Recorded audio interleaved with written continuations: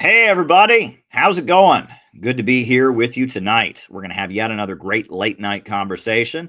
Let's go. Spoken of the American century.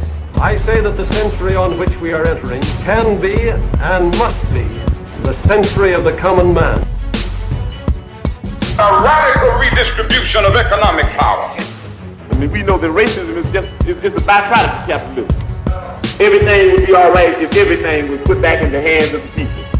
We need a government that will make sure Americans are taken care of and organize the economy to serve the people, not the profits of a wealthy few. We now have the techniques and the resources to get rid of poverty. We got to start getting out there with the people. Get out of the movement and get to the masses. We need a government of action.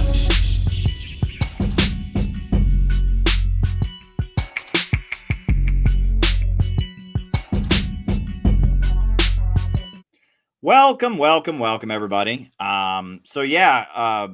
Just a couple things real quick. I mean, obviously, there's just been a shooting at Brown University, the third best university in America, part of the prestigious Ivy League in Providence, Rhode Island. You know, the shooter's still at large. There's been a lockdown. That's ongoing. Also, it appears that last night, the reports that the USA was going to begin striking Venezuela, that actually, apparently, those flights were not bombing flights. There were no strikes as of yet on Venezuela. So just wanted to get those two things out of the way. But we're going to have yet another one of our great late night conversations. We're going to talk about some important stuff. So, we're going to follow our normal format. First, I'll give my opening remarks. Then from there, we'll do the roll call. And then after I give my opening presentation, I'll answer any questions that come in. And the way questions can be sent is via Rumble Rants on the Rumble. You can cash app me at CalebMoppin22, but the best way to send questions is buy me a coffee. Buy me a coffee, Caleb Moppin. You can send questions. I answer them in the second half of the show. Thanks for being here, everybody. Thank you.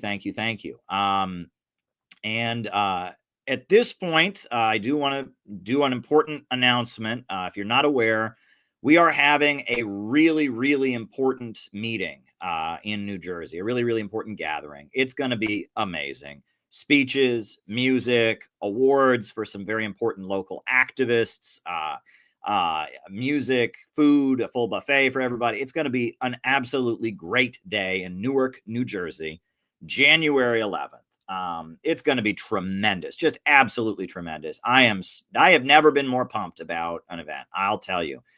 This is going to be the best CPI event yet. I mean, the displays that we're going to have set up in the room and the guests that are coming. And oh, man, we have not done one like this before. This is going to be the anti-imperialist event of the year. It is going to be absolutely awesome. So come, be there, register. We need you to be there. So if you're coming, go to the Eventbrite page and register to attend because it's going to be absolutely awesome. Every day, things just get better for the event, I got to tell you. And I am just totally pumped about some of the people I found out are coming from around the country. And Garland Nixon is going to be a speaker at the event. That's going to be cool. We'll be honoring 4 very awesome people. I mean, this is going to be an event like no other. If you miss it, you're going to be missing out. Everyone who comes is going to get a copy of the convention book from last year, this like full color, great book about the CPI convention from 2025. We're going to announce next year's convention, where it's going to be, and it is going to be awesome. It's going to be absolutely awesome. So I hope to see you there. Hope to see you at our event in New Jersey. It's going to be tremendous. We just had a very, very awesome, Foreign Agents Registration Act, the campaign to abolish the Foreign Agents Registration Act, organized by the Uhuru Movement, kicked off today with a very, very powerful webinar. And 2 CPI speakers were on it, myself and John McCarthy. The great Chairman O'Malley, a legendary anti-imperialist Black freedom fighter, was on it. We talked about everything. It was amazing. I see some of the people in the chat already saw it. If you haven't seen it, go watch it. It's going to be great. We're going to have a summation of it on the CPI website. And isn't it amazing that we are going to be at the center of this campaign to repeal a repressive law called the Foreign Agents Registration Act? I mean, that's really, really amazing. We're wherever there's an anti-imperialist struggle in America, we're there. We have been saying hands off Venezuela. We have been marching for peace with Russia. We greeted Kirill Dmitriev, and we're there out, promoting the Bering Sea tunnel, connecting the United States to Russia. I mean, you name it, we have done it, right? We are the American incarnation of the new economy that is rising around the world, right? We've been in the streets honoring Ibrahim Traore. We actually published a book. One of our members, Penny Arcos, wrote a book about Ibrahim Traore, the great African leader. We have published a book that's being circulated and distributed about Ibrahim Traore. We've had rallies to support Ibrahim Traore. At least 3 times we've been in the streets, with our members out there promoting Ibrahim Traore. We are the American anti-imperialist movement. There's a lot of people who complain on the internet. There's a lot of people that like to play pretend. We're doing it for real. We're doing it for real. We've been there for Dr. Hak Jahan, the great important friend of North Korea, who's sitting in a jail cell right now in South Korea. We organized a huge rally in Times Square. We were part of a very big mobilization to support her. Wherever there is an anti-imperialist cause, we were in front of the courthouse for Uhuru. No matter where there is an anti-imperialist cause, CPI is there. We are building a real anti-imperialist movement. I love the Center for Political Innovation. I really, really do. And you all are awesome. The community of people that come here every night. And I am very, very excited about our upcoming event. And I'm very, very excited to kick off the plans for next year's convention. And I'm very, very excited for so much that is going on right now. So, dare to struggle, dare to win. Come to our 2026 New Year's kickoff event in Newark, New Jersey. You won't regret it. It's going to be great. It is going to be great. And the amount of people coming together to make this event successful, it's really putting a smile on my face. I am absolutely delighted in what we are doing. And, this is very rewarding for me to build an anti-imperialist movement. We are building a real anti-imperialist movement. So here, I'll just put on this really quickly, and then we can get started with the opening remarks. But I just got to tell you how much I love our organization. Let me give you a little hint. This live stream is not simply to entertain you. I'm trying to recruit you. I want you to join our organization because we have something beautiful and special.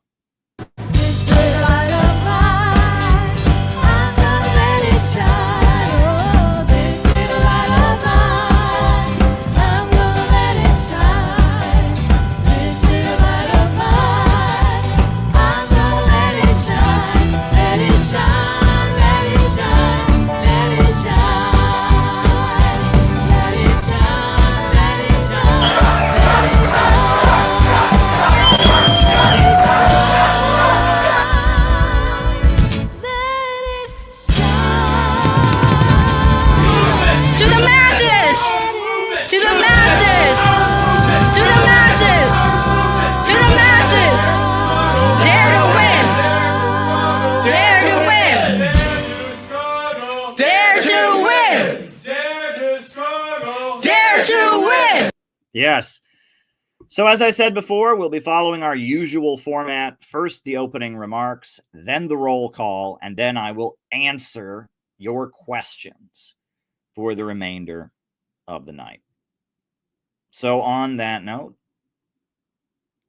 let's get started. Folks, tonight, I wanted to talk to you about what is going on in our country right now, because it doesn't make sense to a lot of people, right? The explanation that a lot of people have of events is very surface level and very shallow, right? If you talk to a typical anti-Trumper, they'll say, well, Donald Trump is a big racist. He's a big, awful guy who wants to be a dictator. We hate him. You talk to a pro-Trump person, they'll say Trump is trying to make America great again, and there's a conspiracy against him by the corrupt deep state, and neither side really knows what's going on. We know what's going on. Center for Political Innovation knows what's going on, and it's not simple, right? These things never are. But I wrote a book basically explaining our unique understanding of what's going on, and this book is called Where is America Going? And this book has been translated into Chinese.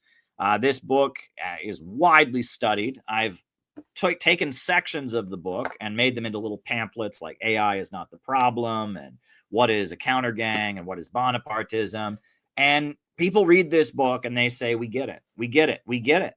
So tonight, I'm going to try and help you understand what's going on in our power structure right now and who the Atlanticist faction is. And I'm going to go over some history that needs to be gone over because there's many, many ways of understanding this, but I'm going to give you some history. We're going to start out in the Great Depression. 1929, the stock market crashes. And the USA is cast into a Great Depression. Millions of people are unemployed. And at the same time, the Soviet Union exists. And the Soviet Union is not having a Great Depression. In fact, the Soviet Union is in the process of very rapidly industrializing. Stalin is leading the Soviet Union to build itself up.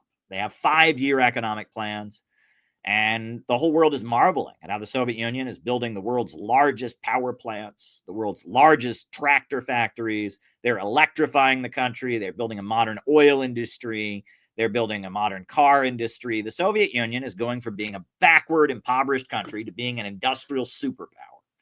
Meanwhile, in America, millions of people lose their jobs. Millions of people lose their life savings when their bank goes under. That's another aspect of the Great Depression. Is a lot of Americans didn't lose their job, but they had saved their money in the bank. And then the bank went and they lost all their money. They went to the bank and they couldn't get their money out because the bank had collapsed. And there was no regulation of the banking system to prevent that from happening. And all across America, people were unemployed, people were hungry, and the Communist Party of the United States was a political organization that was taking direction from the Communist International, which was led by the Soviet Union. And at that time, the Communist International focused not on opposing conservatives, not on opposing the right wing.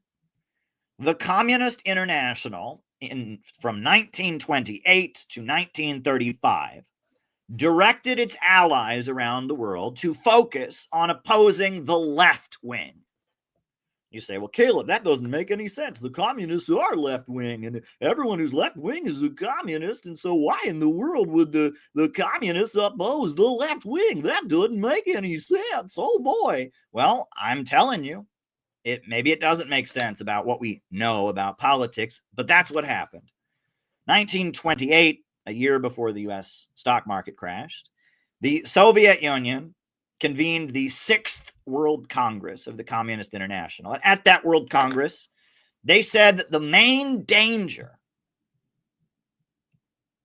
the main threat to the working class of the world, the main threat to the Soviet Union was social fascism. That was the word they used, the social fascists. Social fascists was the term that they used. And by social fascists, they meant the Labour Party in Britain. They meant the Social Democratic Party in Germany. They meant the Socialist Party of France. They meant the Socialist Party and the American Federation of Labor, AFL, in America. And they said that these parties, Social Democrats, the left wing, they were the main danger. That was the line of the Communist International. And this is not something that's widely understood. The communist parties are a little bit embarrassed of this history. They've tried to cover this up because it doesn't match what they've been doing ever since then. And we're going to talk about why tonight. And it's some history that's very, very unavailable. But what was going on? Right? I knew there was an old woman. I joined the Workers' World Party, and there was a woman in her 80s in the Workers' World Party. And she was a child in the Young Pioneers, which was the Communist Party youth organization. And they actually taught her a nursery rhyme. There was a nursery rhyme that she had to sing, that they taught her in the Young Pioneers Club. They taught her. It was referring to the Cloak Makers Union, which was one of the big labor unions in New York City. It was run by the Socialist Party, American Federation of Labor, AFL, and they taught her, The Cloak Makers Union is a no-good union. It's a company union by the bosses. Those right-wing cloak makers, they are socialist fakers who play upon the workers' double crosses. The Hill quits Dubinskys and the Thomases are making the workers false promises. They preach socialism, but they practice fascism to preserve capitalism for the bosses. That was a communist nursery rhyme about the Cloak Makers Union. And the Hillquits, that referred to Morris Hillquit, who was a leader of the Socialist Party. Dubinsky referred to David Dubinsky, who is a very prominent labor union boss in New York City, the head of the International Ladies Garment Workers Union, the ILGW, which is a big union in New York City, and they actually own Amalgamated Bank, which is a big bank in New York City. It's actually owned by a labor union. It's owned by David Dubinsky's International Ladies Garment Workers Union. And Thomas referred to Norman Thomas. The Hillquits, Dubinskys, and the Thomases are making the workers false promises. They preach socialism, but they practice fascism to preserve capitalism for the bosses. And that was the focus of the Communist International, was opposing social democrats. Now, what was this about? Well, it was about two things. The first thing was that the social democrats controlled the labor unions. And the social democrats all over the world had banned communists from their labor unions. That to join an AFL union, you had to pledge that you opposed the Soviet Union, that you opposed the communist movement, you opposed the Communist Party. In Germany, social democrats were actually killing communists. And a lot of the police who gunned down striking workers and murdered communists during the Blut May uprising in Germany in 1929 were wearing Social Democratic Party badges while they gunned down communists. And that was part of it. But the other thing, and this is where it gets very, very interesting, the other thing was that the Soviet Union was having this rapid industrialization program, building up their steel industry, building up their oil industry, building up their steel and their car manufacturing. And who was helping them do it? The industrialists, the captains of industry. Henry Ford went to the Soviet Union and helped them set up a car factory. And General Electric, run by J.P. Morgan, went to the Soviet Union, helped them set up a power plant. The Koch brothers, you ever heard of the Koch brothers? Their dad, Fred Koch, went to the Soviet Union. Their dad was a chemist, an American chemist who invented a new mechanism for turning oil into gasoline. They call it thermal cracking, where you take oil and make it gasoline you can put in your car. And he invented a new method of doing it. And all the big oil companies in America sued him because they wanted to put him out of business because they didn't want his competitive new way of doing it. So Stalin hired Fred Koch, and he went over to the Soviet Union, and Fred Koch ran Stalin's oil industry in the Soviet Union. You look at now, Russia is one of the top, it's like the top oil producing country in the world at this point. One of the top, I think it's either second or first. I can't remember. It goes back and forth. Russia has a huge oil industry. Well, that oil industry was brought to you by Stalin and Fred Koch, right? The father of the Koch brothers and Joseph Stalin teamed up. And these industrialists that were going over to the USSR, Henry Ford and J.P. Morgan and the Koch brothers' dad, they were going over there and they were disobeying the American government. The British government, the American government, the French government, all of them said, boycott the Soviet Union. We must boycott the USSR. And that was their policy. They said, we've got to enforce a boycott. Nobody can trade with the Soviet Union. The Soviet Union is communist. The Soviet Union is an enemy of Western democracy. The Soviet Union must be boycotted.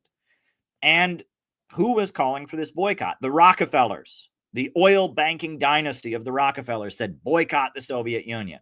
The Rothschilds, the British banking elite dynasty that runs a lot of oil, that owned oil fields in Azerbaijan.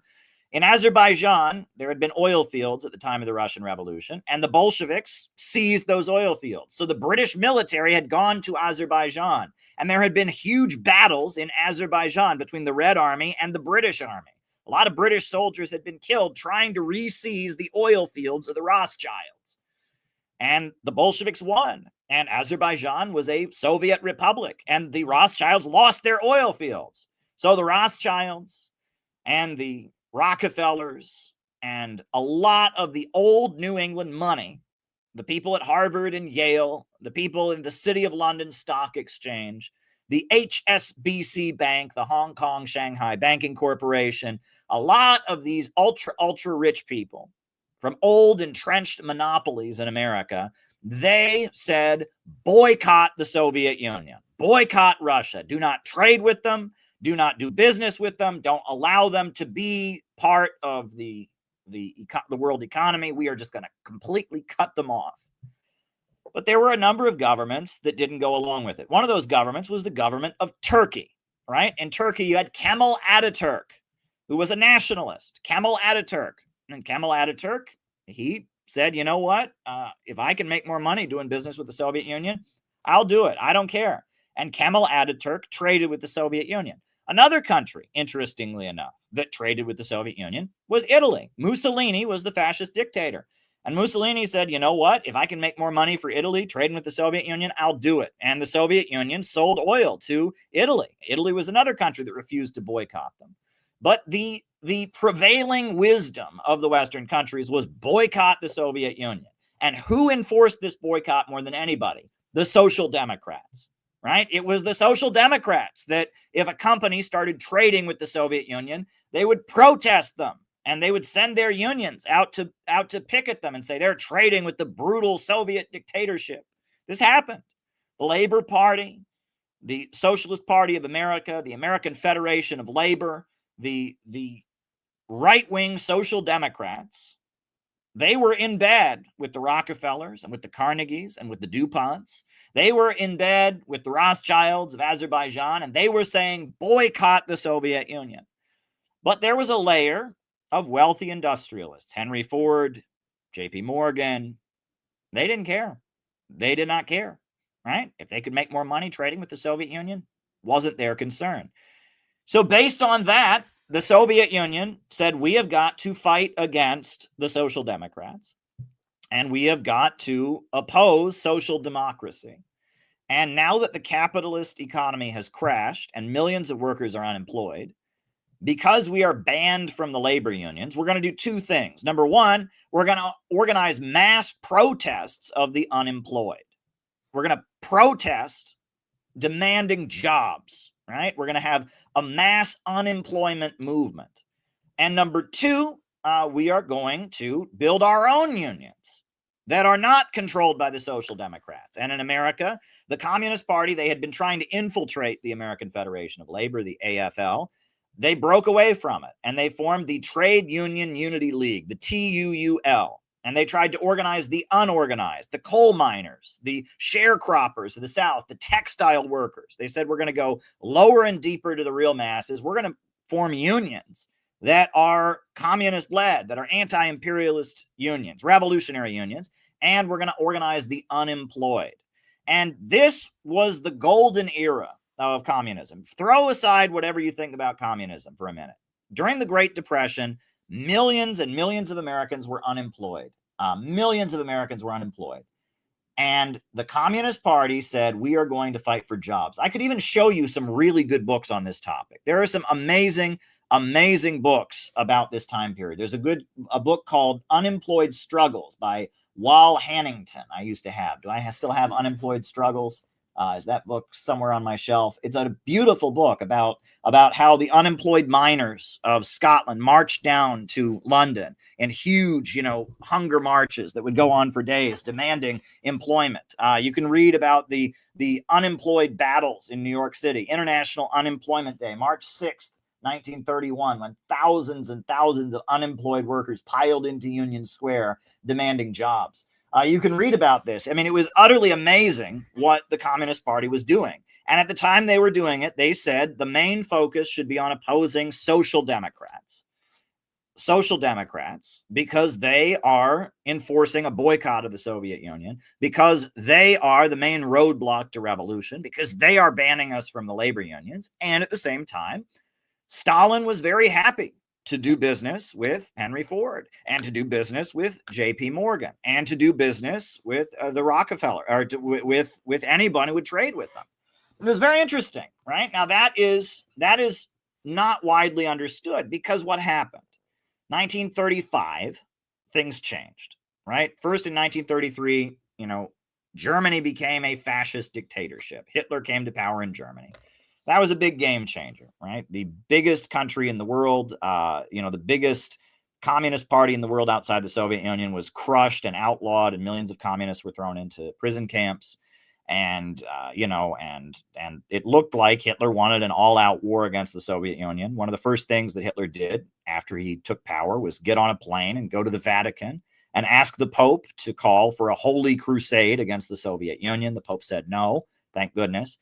And so with the rise of fascism, in 1935, you had the Seventh World Congress. And at the Seventh World Congress, the Soviet Union flipped, changed its position. And at the Seventh World Congress, the Soviet Union said, okay, now, instead of focusing on opposing social democracy, instead of focusing on opposing the American Federation of Labor and all that, now we're going to focus on opposing fascism. And who else flipped their opinion? The Rockefellers and the British Empire. And, Roosevelt was president. And Roosevelt had faced an attempted fascist coup against him. And Roosevelt recognized the Soviet Union in 1935 and granted diplomatic relations to the USSR. And in Britain, they started to become more friendly to the USSR. And it was these industrialists, Henry Ford and Henry Morgan and people like that, they had been the ones that had supported the coup, the attempt against Roosevelt. They were the ones that had been sympathetic with Hitler. So in 1935, the Communist International flipped. They flipped and they started aligning with Social Democrats, and they started building the Popular Front against fascism. I maintain that both of those positions were correct. In the early 1930s, it was correct to focus on opposing social democracy, and I maintain that it was correct in the late 1930s to align with Social Democrats against fascism. There is no holy book.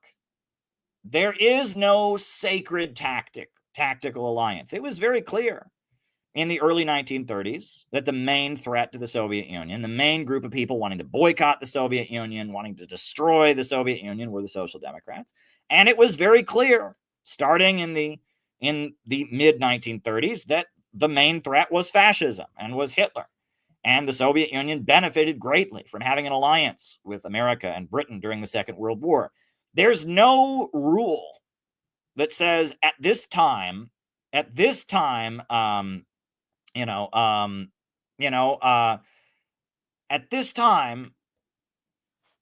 must always do this. No, right? The tactics change. And after World War II, what happened in America? And it was interesting because this is actually very related to the Foreign Agents Registration Act call that we had. I kind of went over some of this history. I only had 10 minutes on the call, but that's okay. And I was able to kind of touch on this history. This is very interesting, right? Roosevelt passed the Foreign Agents Registration Act in 1937 as a law that was, the idea was he would use it against Nazi sympathizers. He knew that Nazi sympathizers had been plotting against him. And he put forward this law, the Foreign Agents Registration Act. It said basically, if you're lobbying for a foreign government, you have to register. It's a horrible law. It's vaguely written. There is no definition of what lobbying is. It's a horrible, horrible piece of legislation. And after the Second World War, after Roosevelt had died, after Truman took over, after the Cold War was in full swing, there was a huge crackdown on communists in America. And largely, they didn't use the Foreign Agents Registration Act. Now, they did use it against W.E.B. Du Bois at one point, a very important black intellectual, but they largely used other laws. They used the Smith Act of 1940, which made it a crime to teach any ideology that might advocate or lead one to believe that they should overthrow the American government. They had the McCarran Internal Security Act of 1951 that gave the U.S. government permission to make a list of subversives, of 2 million people that would be rounded up and placed in camps in a national emergency. That's a real law. Look up the McCarran Internal Security Act, that the U.S. government had a law that it was the job of the American government to have a list of 2 million people who got put in concentration camps. That's absolutely crazy. There was the Communist Control Act that said everyone in America who was a communist, if you were an active communist, you had to be registered with the Department of Justice. And if you were just preaching communism and you didn't, fill out a form, you went to jail. They had all kinds of crazy laws targeting the Soviet Union's allies and targeting communists. And they didn't largely use the Foreign Agents Registration Act because they had all these other laws. And a lot of states had local anti-communism laws, criminal communism laws, criminal syndicalism laws, etc. And the Communist Party of the United States was largely crushed during the McCarthy period. I mean, they were forced to operate underground. At least 200 of their leaders were sent to prison. I mean, it was just it was pretty much stamped out. I mean, there were a lot of people who stayed loyal to it, but it was not really able to function as a real political party. But what happened? In 1953, Stalin, the leader of the Soviet Union, died. Stalin died. And Stalin had been largely the man who was responsible for making the Soviet Union what it was. Stalin had raised the Soviet Union up into an industrial power. Stalin had led Russia and the Soviet Union through the Second World War. After the Second World War, Stalin had industrialized and rebuilt the USSR again and rebuilt Eastern Europe. Stalin had presided over China having their revolution. Stalin had presided over the Korean War and kind of led the socialist camp during the Korean War. Stalin was the guy who was at the center of global communism. Stalin died in 1953. After Stalin died, there was a power struggle within the Soviet government. And the leader of the people that wanted to continue what Stalin was doing was Molotov. And the leader of the anti-Stalin faction was Khrushchev, Nikita Khrushchev. Well, 1956, the Communist Party of the Soviet Union had their first party congress after the death of Stalin. And that's where Khrushchev took over. And Khrushchev became the new leader, the new Stalin, the new premier, the new leader of the Soviet government. And at the 1956 Party Congress, Khrushchev got up and he took a giant dump all over Stalin. He said that Stalin was an evil mass murdering dictator. He said that everything the Western media had said about Stalin was absolutely true. He completely took a dump all over Stalin. And he lied. And he lied. And, if you want to, don't take my word for it. There's a really great book called Khrushchev Lied, written by Grover Furr. Right, here it is. Khrushchev lied. And it goes through the speech and shows you that the Soviet archives don't match what Khrushchev said. Khrushchev lied. He lied, right? And he lied excessively about Stalin. And he said things that were so ridiculous, so absurd, that even at the time, some of Stalin's harshest critics didn't buy it. For example, one of the things they claimed is that Stalin was so scared when the Nazis invaded the Soviet Union that he started crying and he hid under his desk because he was a big coward. What a big baby. That didn't happen. Stalin had been a bank robber. Stalin used to rob banks for a living. Stalin had broken out of jail at one point. He'd been in jail and people had pulled the walls down and he'd gotten out of jail. Like, you read about Stalin's career. There's a very good biography called Young Stalin that was published. Young Stalin by Simon Sebag Montefiore. Right? Another great, you read about what Stalin did. Right? The idea that Stalin was crying was just crying. He just was so scared. Oh my God, the Nazis have invaded hundreds of miles away. That's ridiculous. Right? And that many people could tell the secret speech was bull honking. But what was the secret speech really? The secret speech was Khrushchev saying to America, I'm not like Stalin. Don't worry. That Stalin guy, he fought you. That Stalin guy, he was resisting you. I'm not going to do that. I'm not like Stalin. And that's what it was, because as a result of what Stalin had done, by 1956, there was a huge anti-colonial movement all over the world. In Egypt, you had Abdel Nasser, the socialist president of Egypt, who was preaching socialism and anti-imperialism, who'd come to power in Egypt. You had Kwame Nkrumah, the leader of Ghana, who was building socialism, African socialism in Ghana. And all across the world, you had all kinds of people that were aligned with the Soviet Union because of what Stalin had done. They were inspired by the Soviet Union. They were inspired by its anti-fascism. And they very much wanted to, to be part of a global anti-colonial movement. And the fear on the part of the United States was that eventually, U.S. imperialism would be dismantled. Eventually, a revolutionary movement would spread to America. They would lose control of the developing world, and then eventually they would lose control of America, right? The Wall Street bankers and imperialists and money sharks, they feared they feared they would lose their power. But what else was going on? There was a power struggle among the American elite. And this is very interesting. Joe McCarthy. Do you remember Joe McCarthy? Joe McCarthy was a Republican senator from Wisconsin who had made his career opposing communism. And McCarthyism, they call it McCarthyism. This is what the hysteria, the anti-communist hysteria in the 1950s. McCarthyism really went through three phases. The first phase of McCarthyism was the Democrats cleaning up their own house. And it was largely the Roman Catholic Democrats purging the Roosevelt Democrats. Henry Wallace was kicked out of the Democratic Party, had to form the Progressive Party and run against Truman in the 1948 election.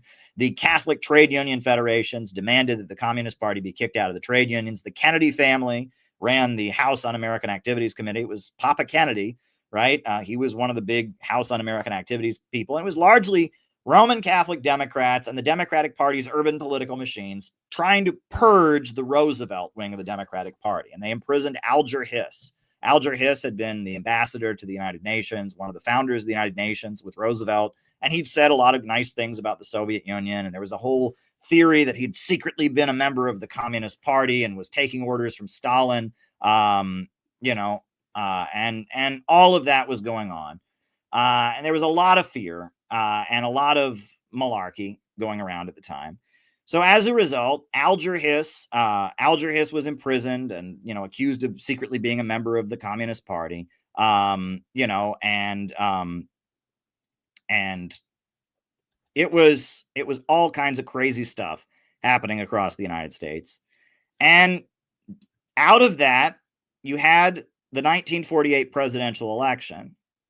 And then you had the 1949 Chinese Revolution. China had a communist revolution. The Communist Party of China took power. And after the Communist Party of China took power, suddenly McCarthyism shifted from being the Democrats cleaning their own house to being Republicans accusing the Democrats of being soft on communism. And the slogan was, "Who lost China? Who lost China?" was the slogan that was used. And they said, wow, Roosevelt gave Eastern Europe to Stalin, which is, how many millions of Soviet people died liberating Romania and Czechoslovakia and Poland from the Nazis.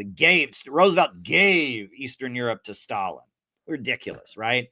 Just gave it to them, right? I mean, how many communist resistance fighters were there in Poland and in places like that fighting the Nazis? But I guess, the narrative became that Roosevelt gave Eastern Europe to Stalin as if it was, was America's property and we just gave it to Stalin. And then suddenly the narrative became that Truman gave China to the communists. Right. And it wasn't an attack on the Roosevelt wing of the Democratic Party. It was an attack on the Democratic Party. And during the Korean War, you had a fight between Harry Truman and one of his top generals, Douglas MacArthur. Right. And Douglas MacArthur wanted to drop atomic bombs on China during the Korean War. And he threatened to do so without getting President Truman's permission.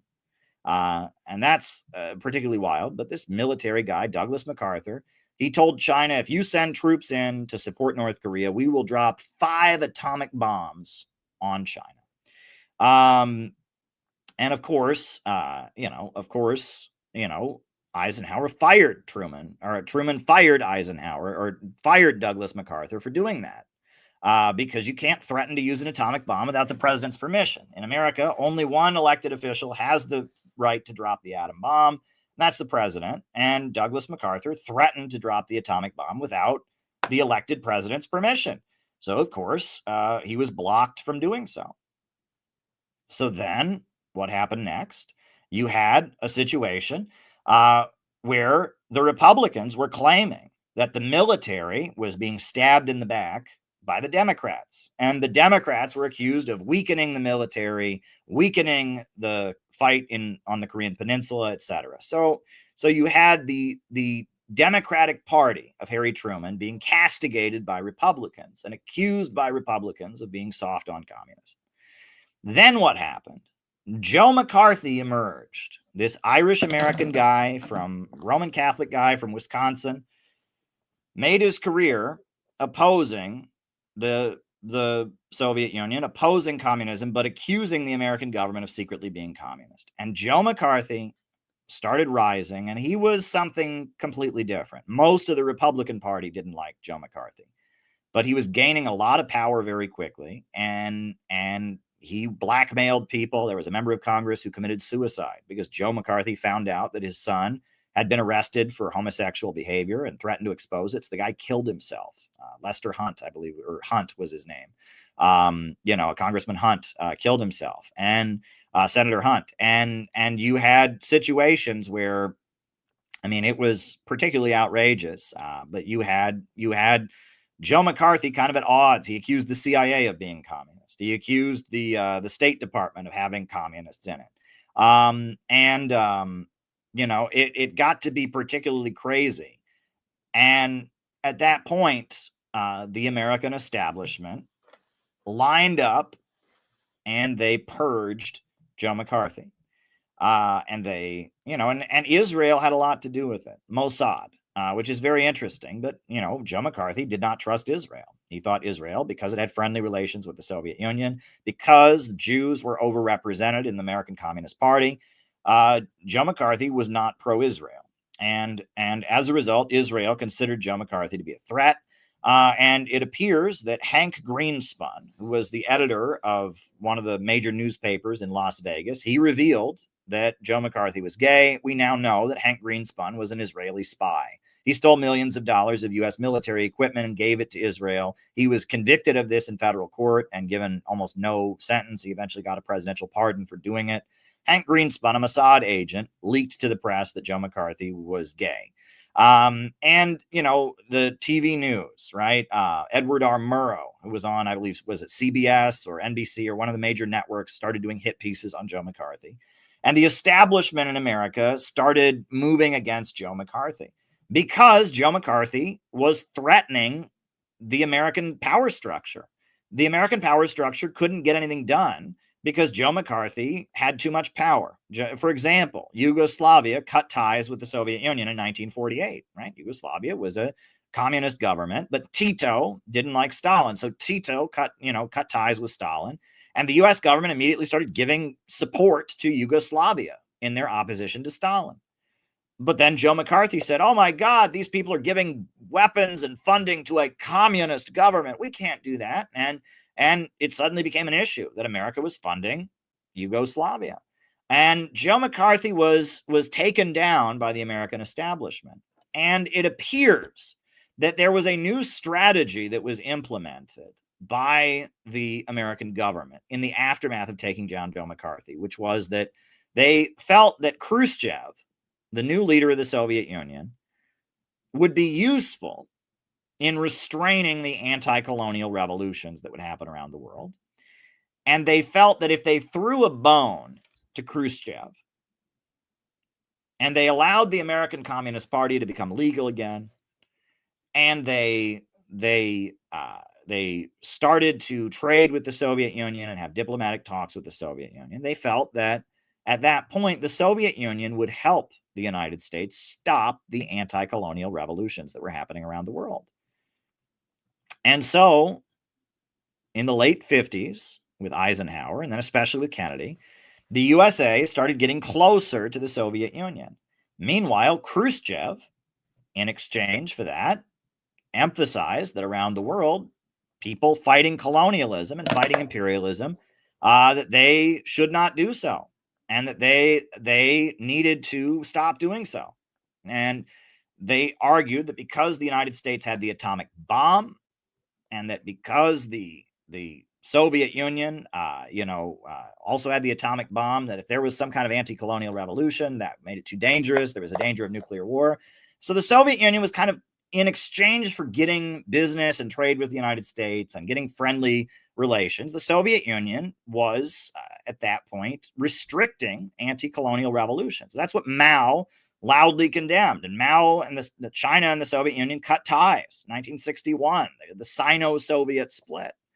You also had the legalization of the Communist Party of the United States. The Earl Warren Supreme Court began overturning the anti-communism laws, and the Communist Party came back into legality. The Smith Act was overturned, the Communist Control Act, and the McCarran Internal Security Act. These laws were kind of stripped away. And the Soviet Union, the Soviet Union's allied political party, the Communist Party of the United States, became legal again. And all of this was happening because there was a shift in strategy. And I do have to take a brief break. We do have to put on, some music for just a moment. I do need to quickly take care of something. So hold your horses. I will continue this story. I just have to put some music on temporarily. So hold your horses. I'm just going to put some music on. I'll be right back.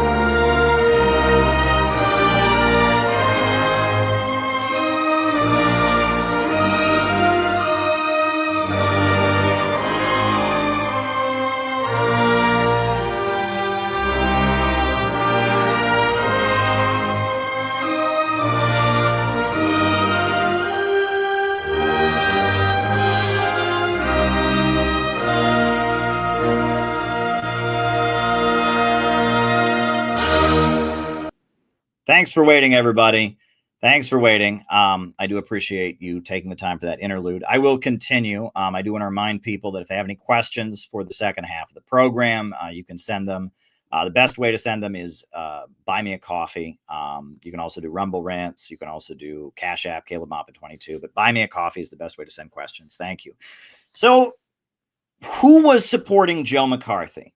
Joe McCarthy's base of support was industrialists. Right? It was lower level capitalists. The founder of the John Birch Society was a guy who owned a candy company, was a candy manufacturer, Robert Welch. And there were a number of these lower level capitalists, wealthy people who weren't part of the club. And if you read John Birch Society literature, they named their enemy as the Eastern Establishment. Right? They talked about the Eastern Establishment. And they specifically called out the Rockefeller family, right? The Rockefellers, that's the descendants of John D. Rockefeller, the owners of Standard Oil, which is now called ExxonMobil, the owners of Chase Bank, right? This ultra wealthy family that set up like the Museum of Modern Art in New York City, this ultra wealthy family that funded Planned Parenthood, which used to be called the Birth Control League. They were the main promoters of that. They were also the main promoters of the sex research of Alfred Kinsey. They're socially liberal. They're quite socially liberal, and they are Malthusians. They believe that the problems of capitalism are caused by overpopulation. And the Rockefeller family are very tied in with the British and with what's called the Atlantic Council, which is a think tank that is very pro-NATO. And the Rockefeller family donated the land on which the United Nations headquarters is set up. They owned the land in Manhattan, and they donated it so that they could build the United Nations headquarters there. And the Rockefeller family are very, very much what you would call globalists, right? That they very much believe that in order to maintain stability in the world, it is necessary to have some level of global government and to reduce the population. They are firm believers in the Malthusian theory that the problems of the world are caused by overpopulation. And it appears that in the early 60s, late 50s and early 60s, the Rockefeller family began believing that the best way to maintain control of the world was to court a section of the Soviet Communist Party as allies and to utilize the revisionist wing of the Soviet leadership, the Khrushchevs and eventually the Gorbachevs, to help control the global communist movement. And that was the Rockefeller strategy. And that is why the Warren Court legalized the Communist Party. And that is why the CIA very much began promoting the so-called New Left in the early 1960s. And it is true, there was CIA money all over liberal activism. The Ford Foundation, the Institute for Policy Studies, all kinds of liberal foundations and think tanks. We're paying for liberal activism against McCarthyism, in favor of civil rights, in favor of negotiating with the USSR. A lot of liberal foundation money from CIA-linked and Rockefeller-linked foundations was being set up. And you had the Congress for Cultural Freedom program of the CIA, where the CIA started funding modern art and started funding experimental music. And the Frankfurt School, which was a Marxist, educational institution in Germany, in West Germany, was, it was being funded by the CIA's magazine, Der Monat. And Theodor Adorno and his anti-fascism authoritarian personality study, and Herbert Marcuse and his writings, and that the new left, the anti-Soviet left, the experimental, edgy, artistic, anti-working class, anti-populist left, that equated the Soviet Union with Nazi Germany and said they were both totalitarian systems. That said that social realist art was dangerous and totalitarian and favored Jackson Pollock, who just splattered paint on a canvas. The modern art movement, all of this, the CIA was subsidizing it. And it was not simply a mechanism for preventing people from joining some kind of genuine communist movement. It was a weird psychological warfare operation. Social realist art, right? You look at a social realist painting. You look at a social realist painting, it inspires you. Makes you want to go out and fight, right? It makes you want to go stand up. It makes you proud of who you are. I have shown this image many, many times on this stream, but I will show it again. It is one of my most favorite works of art in the world. This is a social realist monument in Senegal, the monument of African Renaissance. Beautiful. Who built this beautiful, beautiful monument to the independence of Senegal? North Korea. The North Korean government built this beautiful, beautiful monument. And it is a Black Power monument. It is an anti-imperialist monument. But look at it, right? It's got a father who is physically strong. Look at that chest. I mean, just a muscular, strong father. It's glorifying strength. It's got a mother with the father, glorifying the mother and father married together. And it's got a little child, a little baby African child pointing towards the future, pointing toward the horizon, pointing toward the way forward. It's a beautiful, beautiful work of art. It is optimistic. It is pro-family. It is pro-physical fitness. It is pro-natal.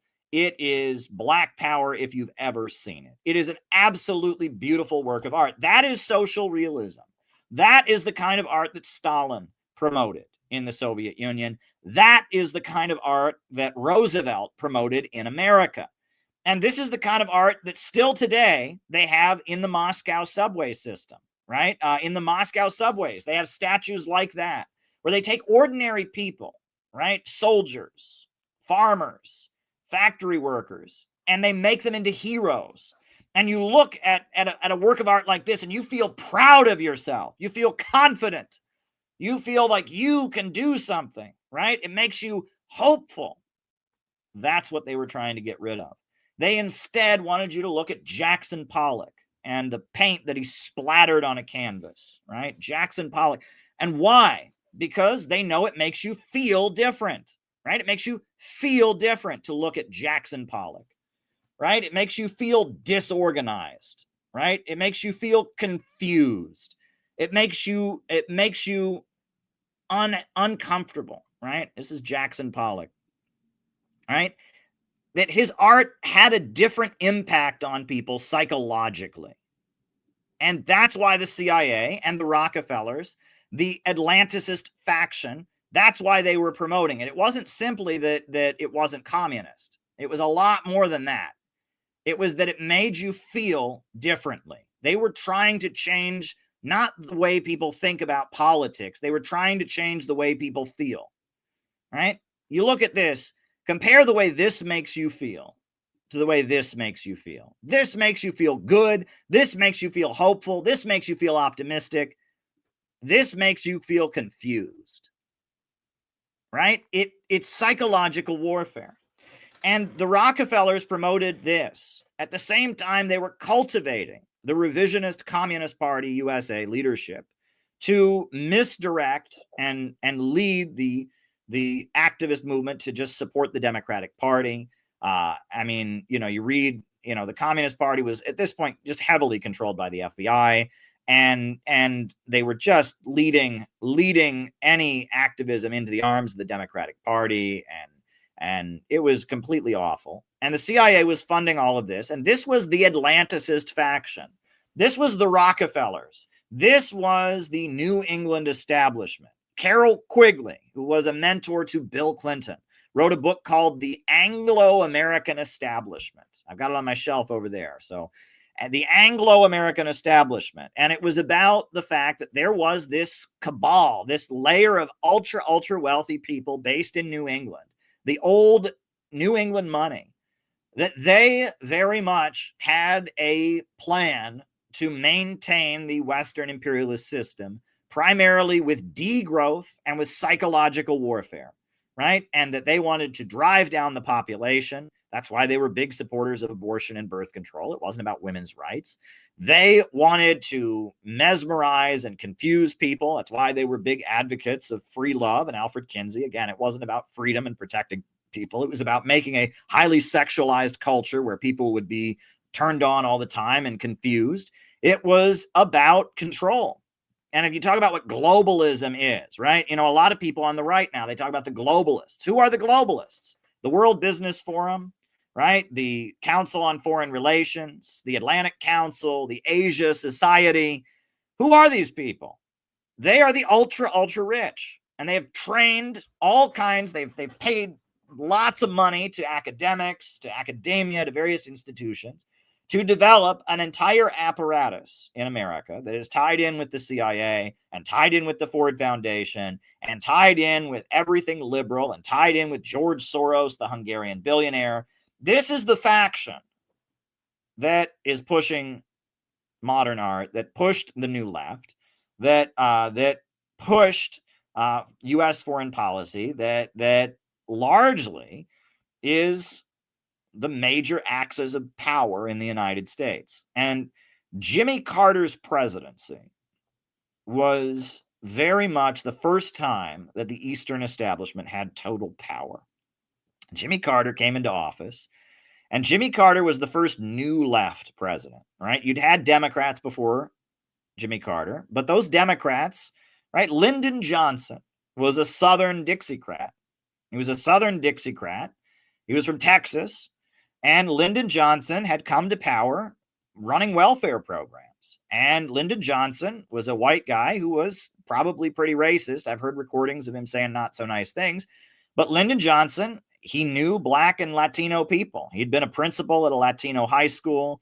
And he was a populist. Even though he had led the Vietnam War, he realized the Vietnam War was a dead end and he resigned. He didn't even run for office again. And Lyndon Johnson was a populist, right? There was a hurricane in a black area, a black city that was flooded. And Lyndon Johnson went down there and got on a bullhorn. People, I am your president, Lyndon Johnson. I am here to support you. And people loved it. And Lyndon Johnson created, a lot of welfare programs, the war on poverty, right? There was a big expansion of the welfare state under Lyndon Johnson. And Lyndon Johnson, as much as, you can argue he was a bit of a sociopath politically, he was part of the urban political machines and the Dixiecrat machine of the South. And he was a populist. And he came out of the pro-growth kind of Roosevelt Democratic tradition. So did Kennedy, right? Even though Kennedy's father had been a McCarthyist, the Kennedy family, right? Kennedy launched the space program. Kennedy, he very much was hoping to engage in a lot more infrastructure development. And that Lyndon Johnson and JFK, they represented the old Democratic Party that still had the Rooseveltian influence. But Jimmy Carter came into office, right? First, you had Richard Nixon, and Richard Nixon was brought in as kind of the right-wing strongman to crush the Black freedom movement, to escalate the Vietnam War. And then when it was clear that they weren't going to win, pull out of Vietnam. And Richard Nixon was kind of a strongman, and Richard Nixon was ousted. And you had Gerald Ford. And after Gerald Ford, the only president no one ever voted for. He wasn't elected as president or vice president, right? Because Spiro Agnew had resigned, and then Nixon had resigned. And so you got a completely new president of Gerald Ford. The only president that no one ever voted for, Gerald Ford. And then you got Jimmy Carter. Jimmy Carter came in as the Democrat. And Jimmy Carter was a new kind of Democrat. And almost everyone in Jimmy Carter's administration came out of something called the Trilateral Commission, which was a think tank that had been created. It was run by Henry Kissinger and run by Zbigniew Brzezinski. And the two of them ran this think tank called the Trilateral Commission that had been completely paid for by the Rockefellers. And the Trilateral Commission, you read the documents that were written in it, it was very authoritarian, very anti-democratic, very anti-people, very anti-populist. The masses of people are the enemy, and we need to do everything we can to maintain power. And pushing the notion of overpopulation and pushing the notion of psychological control. And Jimmy Carter came into office. And Jimmy Carter was a new kind of president. And when Jimmy Carter came in, the policies of the American government were to drastically reduce the world's energy supply. Very interesting. Make oil and gas very expensive. Now, who obviously would benefit from that? Oil companies. And it was under Jimmy Carter that you had the OPEC boycott and the energy crisis. It was under Jimmy Carter that you had the Islamic Revolution of Iran. It was under Jimmy Carter that gas prices were through the roof. And, Jimmy Carter didn't take action to lower the price of gasoline. Instead, Jimmy Carter wore a sweater, just like I'm doing right now. And he made a big point of, if you're paying too much in your gas bill, why, you ought to put on a sweater. You ought to put on a sweater. I'm wearing a sweater and I'm turning down the heat at the White House. That's what I am doing. I am Jimmy Carter.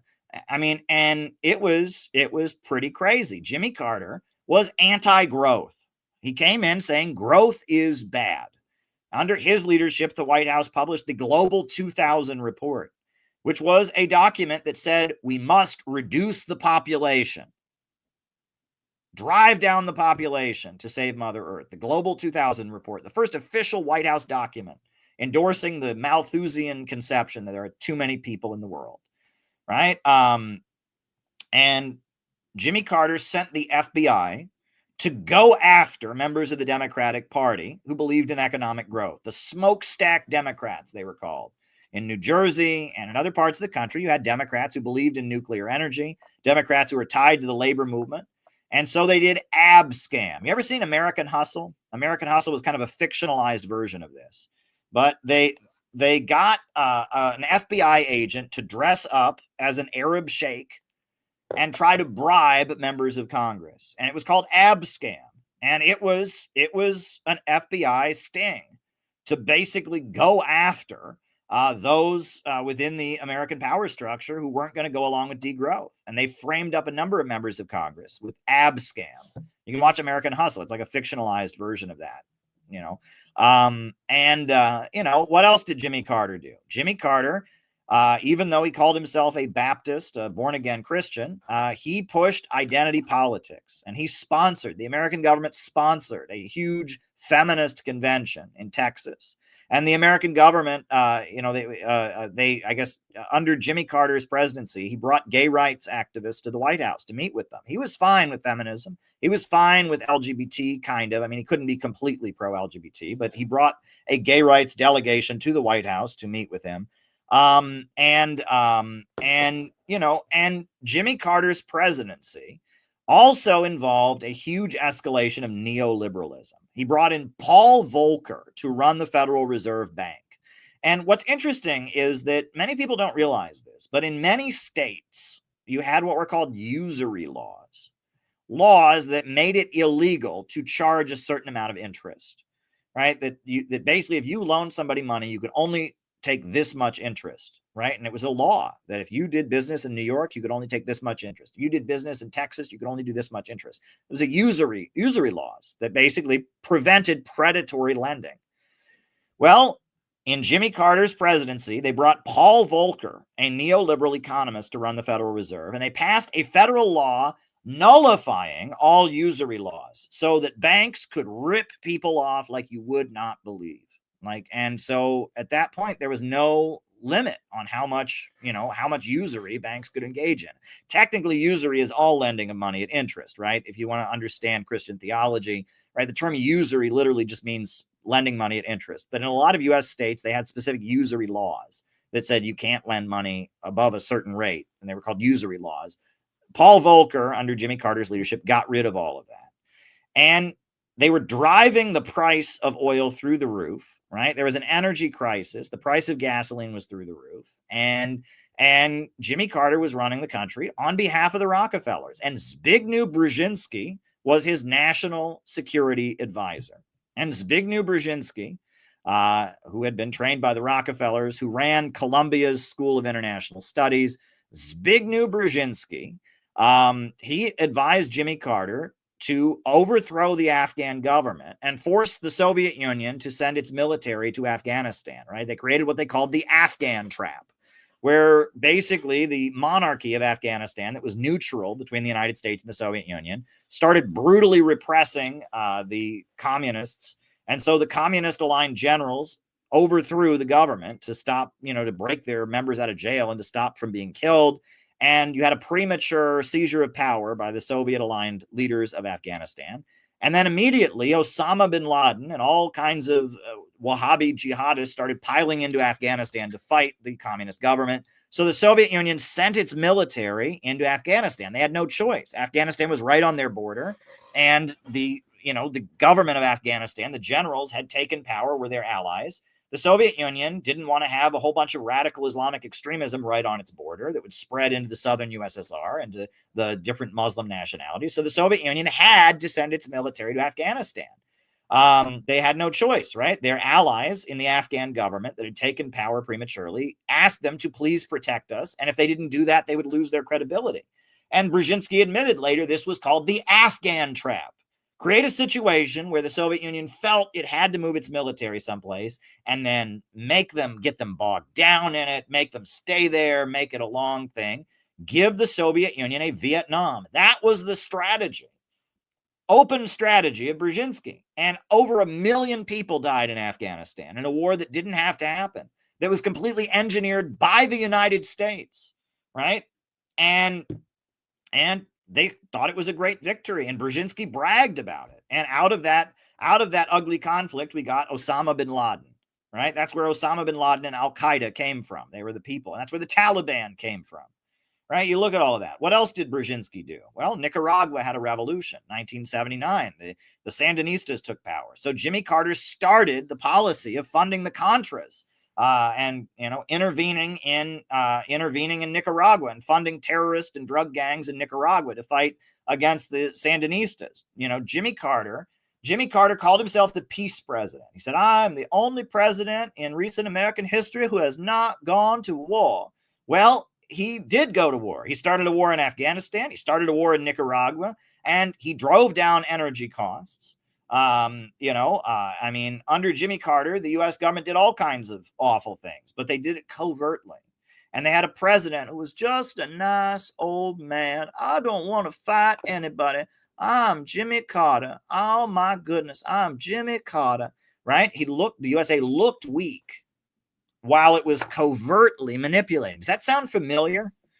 That should remind you of another old man president we had who fell down the stairs and, he didn't want to do anything. And, look, the big mean Russia is invading Ukraine. Why are they doing that? Why are they doing that, man? You got to stop doing that stuff, right? It's the same tactic. It is literally the same tactic. I'm telling you, right? It's the same policy, right? The neocons wanted cowboy presidents and wrote about it. The new left, the Eastern establishment, they wanted a nice man, a nice president. I'm a peanut farmer. It's breaking my heart to see the Soviet Union invading Afghanistan. Why is they doing that for? I would never do such a thing. I would never invade nobody. I'm Jimmy Carter. Why is Russia invading Ukraine, man? There's no reason for them to do that. Just so happens that, we overthrew their government and are using Ukraine as a base to attack Russia. I'm not going to tell you that, man. I'm Joe Biden. I'm going to fall down the stairs. America's weak, man.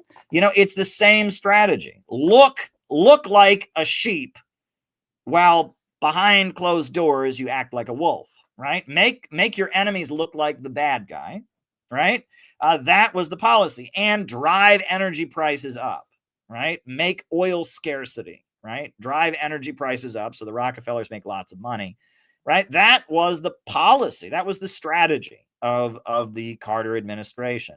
And Jimmy Carter, as president, presided over this. What else happened? 1980, you had the Olympics. The Soviet Union had the Olympics in the Soviet Union. And that was a moment where the Soviet Union was going to bring all kinds of people from all over the world and show the world that they were not an evil country, that they weren't some horrible authoritarian state, that they allowed a lot more freedom than they once had, that they were a growing country. The Soviet Union hosting the Olympics in 1980 was a really big deal. And Jimmy Carter boycotted the Olympics. And all kinds of American athletes who had trained their entire lives to go and be in the Olympics couldn't go to the Olympics because Jimmy Carter didn't want the Soviet Union to get the good publicity out of that. Read about the 1980 Olympic boycott. It was a disaster. Many American athletes, weightlifters and boxers and field runners, they got completely screwed, People who trained their whole lives to be athletes were locked out of the Olympics. On top of that, while we're at it, in addition to that, the Soviet Union lost a huge amount of people who would have seen it. All the American TV networks would have been over there. They would have shown the world the good side of the Soviet Union. Jimmy Carter didn't want him to have that. Using sports to fight against Russia. Does that sound familiar? Manipulating international sporting events and using sporting procedures to demonize and isolate Russia. Does that sound familiar? Yeah, this is the Atlanticists. And the way America was in 1970 and 1979, 1980, the way America was, this country was doing pretty bad. Right? It was the first major economic downturn since the end of the Second World War. There wasn't enough gasoline. People were waiting around the block for gas, and things were very, very bad.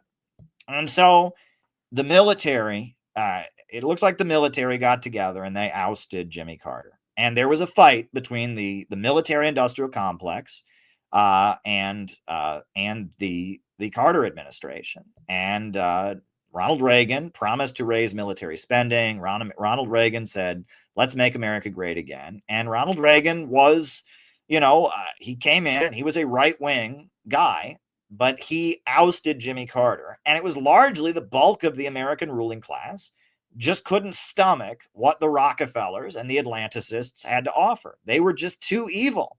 Their agenda was deindustrializing the United States, impoverishing America, starting a bunch of proxy wars around the world, driving the energy prices up through the roof, driving down the world's population. Most of the American ruling class couldn't stomach it. So you had the Reagan Revolution.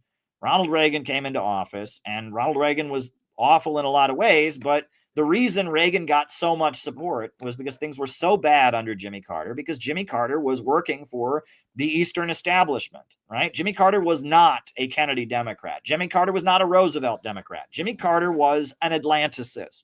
He was a Rockefeller Democrat.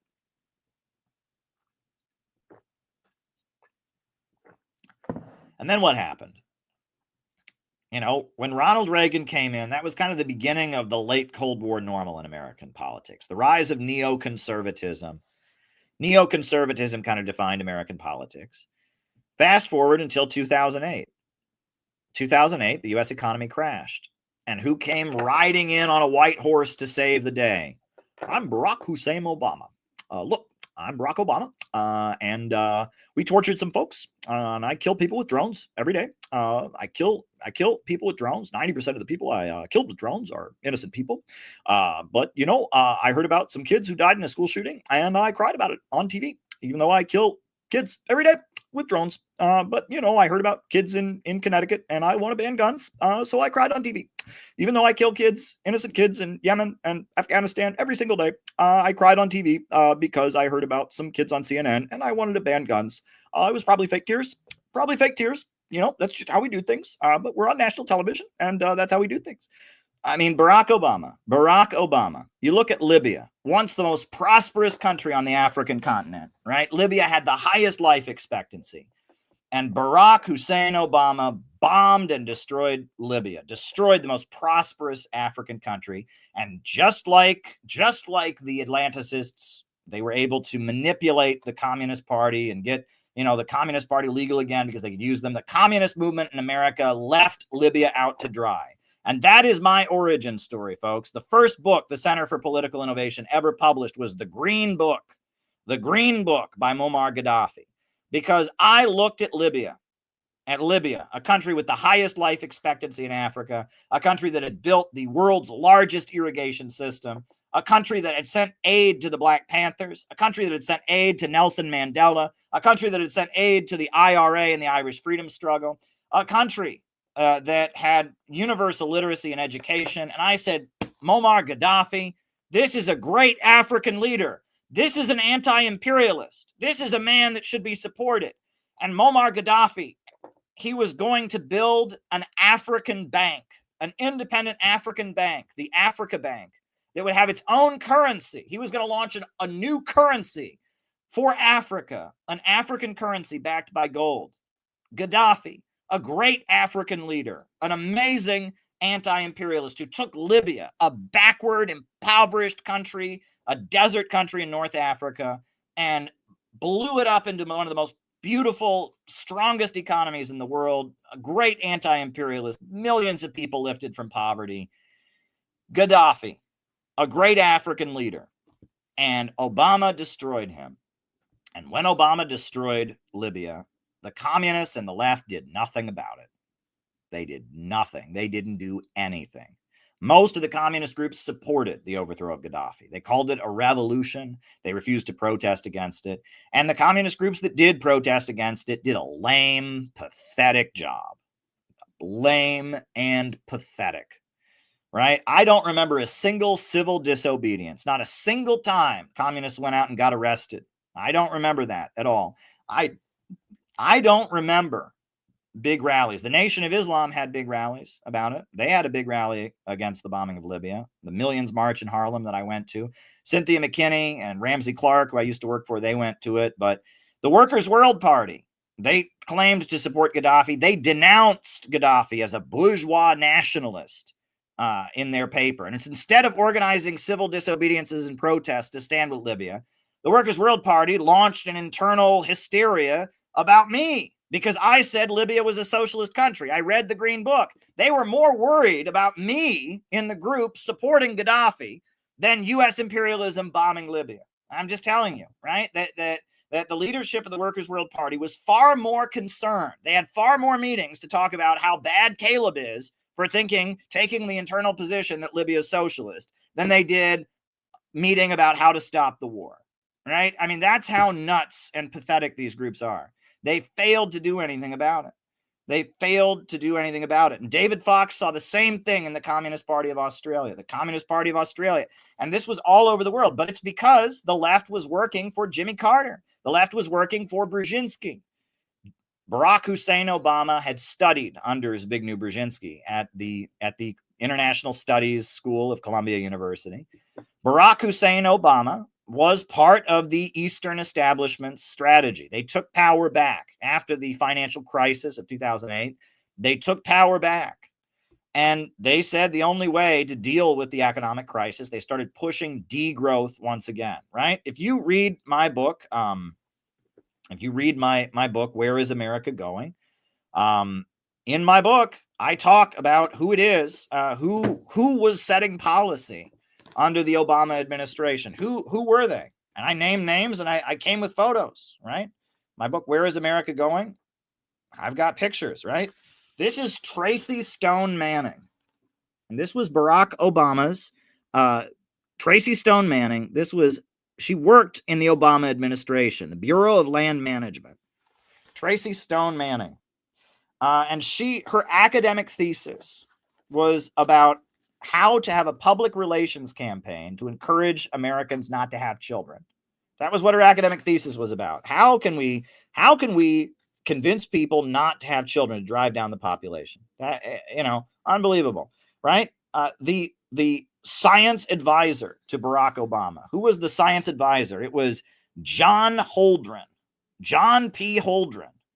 He's one of the co-authors of The Population Bomb, a book advocating basically genocide of people in Africa and the developing world. A planetary regime that would require people to have birthing licenses, that would require mandatory abortions, imprisonment for having a child without a license, right? A science court that would be set up to approve new technology, right? If you invent something new, you'd have to have a science court, and they'd have to say, I don't know if this is environmental enough. An international science court that could veto all new inventions, all technology. Can you imagine such a thing, right? A science court, right? They invent fusion energy, but then the science court stuffed with oil company execs says, oh, geez, fusion energy might be bad for the environment. I think we got to stick with fossil fuels. Sorry, next. Unbelievable, right? The International Criminal Court, the ICC. I used to work for Ramsey Clark, and Ramsey Clark was one of the biggest opponents of the International Criminal Court. Ramsey Clark was a leftist, right? Ran the International Action Center, had been an opponent of the Vietnam War, had been the Attorney General under Lyndon Johnson. I used to work for him. Why did he oppose the International Criminal Court? Because you can't have such an institution. There's no legal basis for it.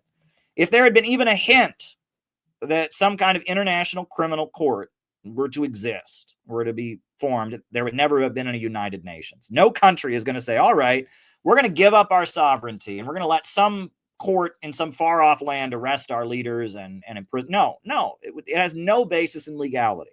The ICJ, the International Court of Justice, is legal. That's where countries can settle their disputes. They can sue each other.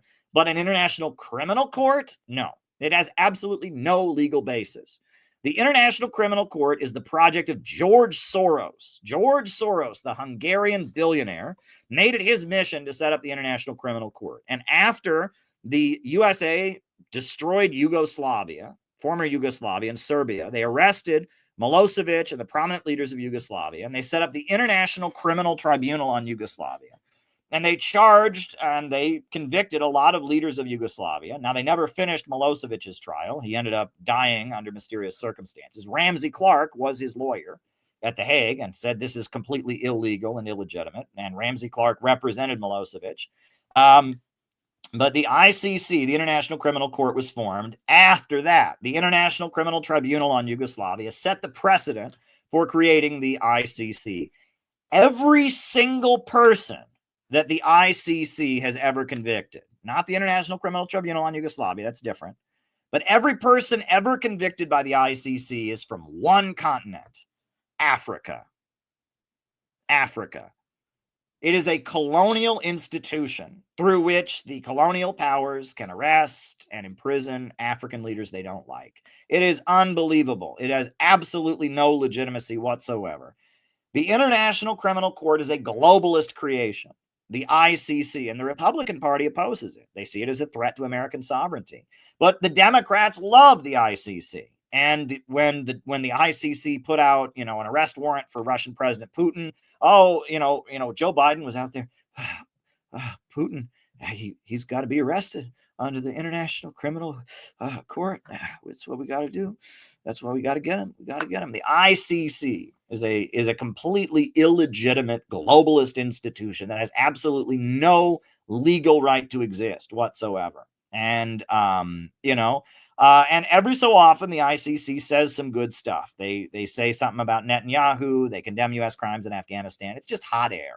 It's still a completely illegitimate institution. And that is what the Atlanticists are pushing, right? And it is this faction, the Eastern establishment, the New England, old money, Anglo-American establishment, they are the ones that are obsessed with destroying Russia. And it is them who have engineered the Foreign Agent Registration Act. And it was Barack Hussein Obama. It was under his administration, right? Barack Obama is a corrupt, politician from Chicago. He ran the corrupt Chicago machine. And when he got into office, he sent the federal government to just go after everyone good in Chicago. One of them was Rod Blagojevich. Rod Blagojevich was the governor of Illinois, and he had dared support Serbia and Yugoslavia against the USA bombing them. He was Serbian by ethnicity. And he supported and he opposed the bombing. And he said, Serbia, you can't be bombing them, right? And later it was admitted there was no genocide in Serbia, right? There were war crimes. There was no genocide. And the USA had no right to bomb Serbia. And Blagojevich had stood up and said that. And as soon as Obama got into office, they arrested Rod Blagojevich and threw him in prison. And he didn't do anything illegal. He just tried to make a deal. Obama's Senate seat was vacant. He was the governor, and he was trying to negotiate to make a deal about who would replace Obama. And they threw him in federal prison. Unbelievable what they did. The Obama administration also viciously went after the Palestine movement. Right? They raided the homes. They sent the FBI to raid the homes of the Freedom Road Socialist Organization. They sent the FBI to raid the homes, the offices of Electronic Intifada, the pro-Palestine website.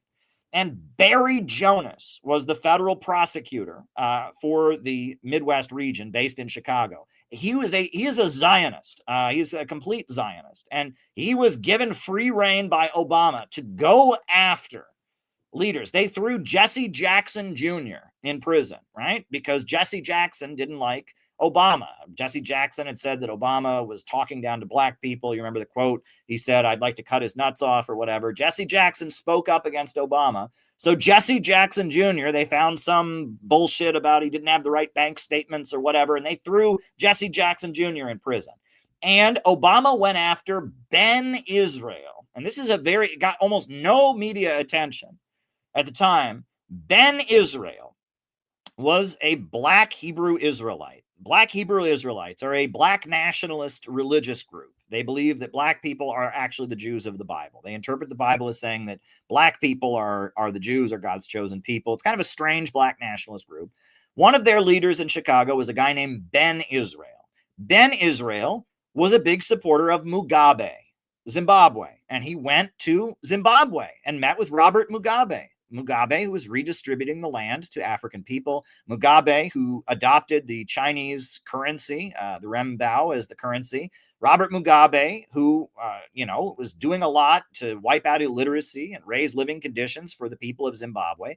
Robert Mugabe, right, was a friend of Ben Israel. Ben Israel, the black Hebrew Israelite, he liked Robert Mugabe.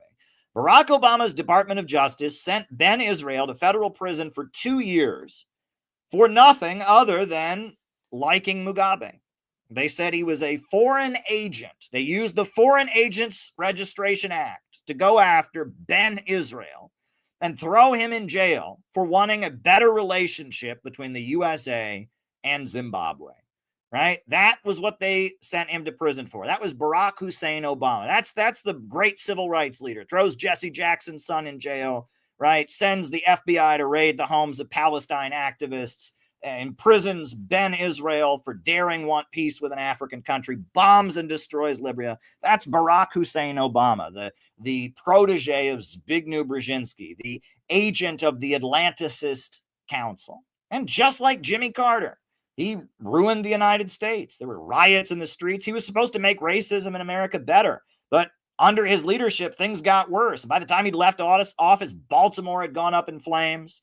Ferguson, Missouri, and St. Louis had gone up in flames. Everything Barack Obama said he was going to fix got worse. He was going to fight for the middle class of America. Our living conditions went down. He was going to give us health care. Medical costs went higher than ever. Obamacare has been an absolute disaster. Everything that Obama said he was going to fix got worse. Every single thing. Show me one thing that Obama said he was going to fix that he fixed. Well, I guess now they can't deny you health insurance because of a pre-existing condition. That's one thing he's done. But that's it. There's nothing. I mean, he destroyed Libya. He destroyed Syria. He created mass refugee crises. He overthrew the government of Honduras and installed a brutal military dictatorship, right? I mean, the country got poorer. Everything under Obama was worse. Everything was worse. The U.S. government tortured people. The U.S. government drone strike program where he was murdering people every day. Everything got worse under Obama. And it got to the point that there was an uprising against Obama and the Atlanticist faction that was aligned with him from the deep state. And that's very clear, right? And if you listened to Trump during his speeches, he was very much pandering to people in the military that said, we really shouldn't be funding Al-Qaeda. We really shouldn't be funding Al-Qaeda. Look, there was an interview today. I thought I would talk about this later, but I might as well talk about this today because this is Tulsi Gabbard, our U.S. intelligence director, a woman that, she's mixed, okay? She's not where I'm at politically, but she's probably the most important and the best voice within the American government right now.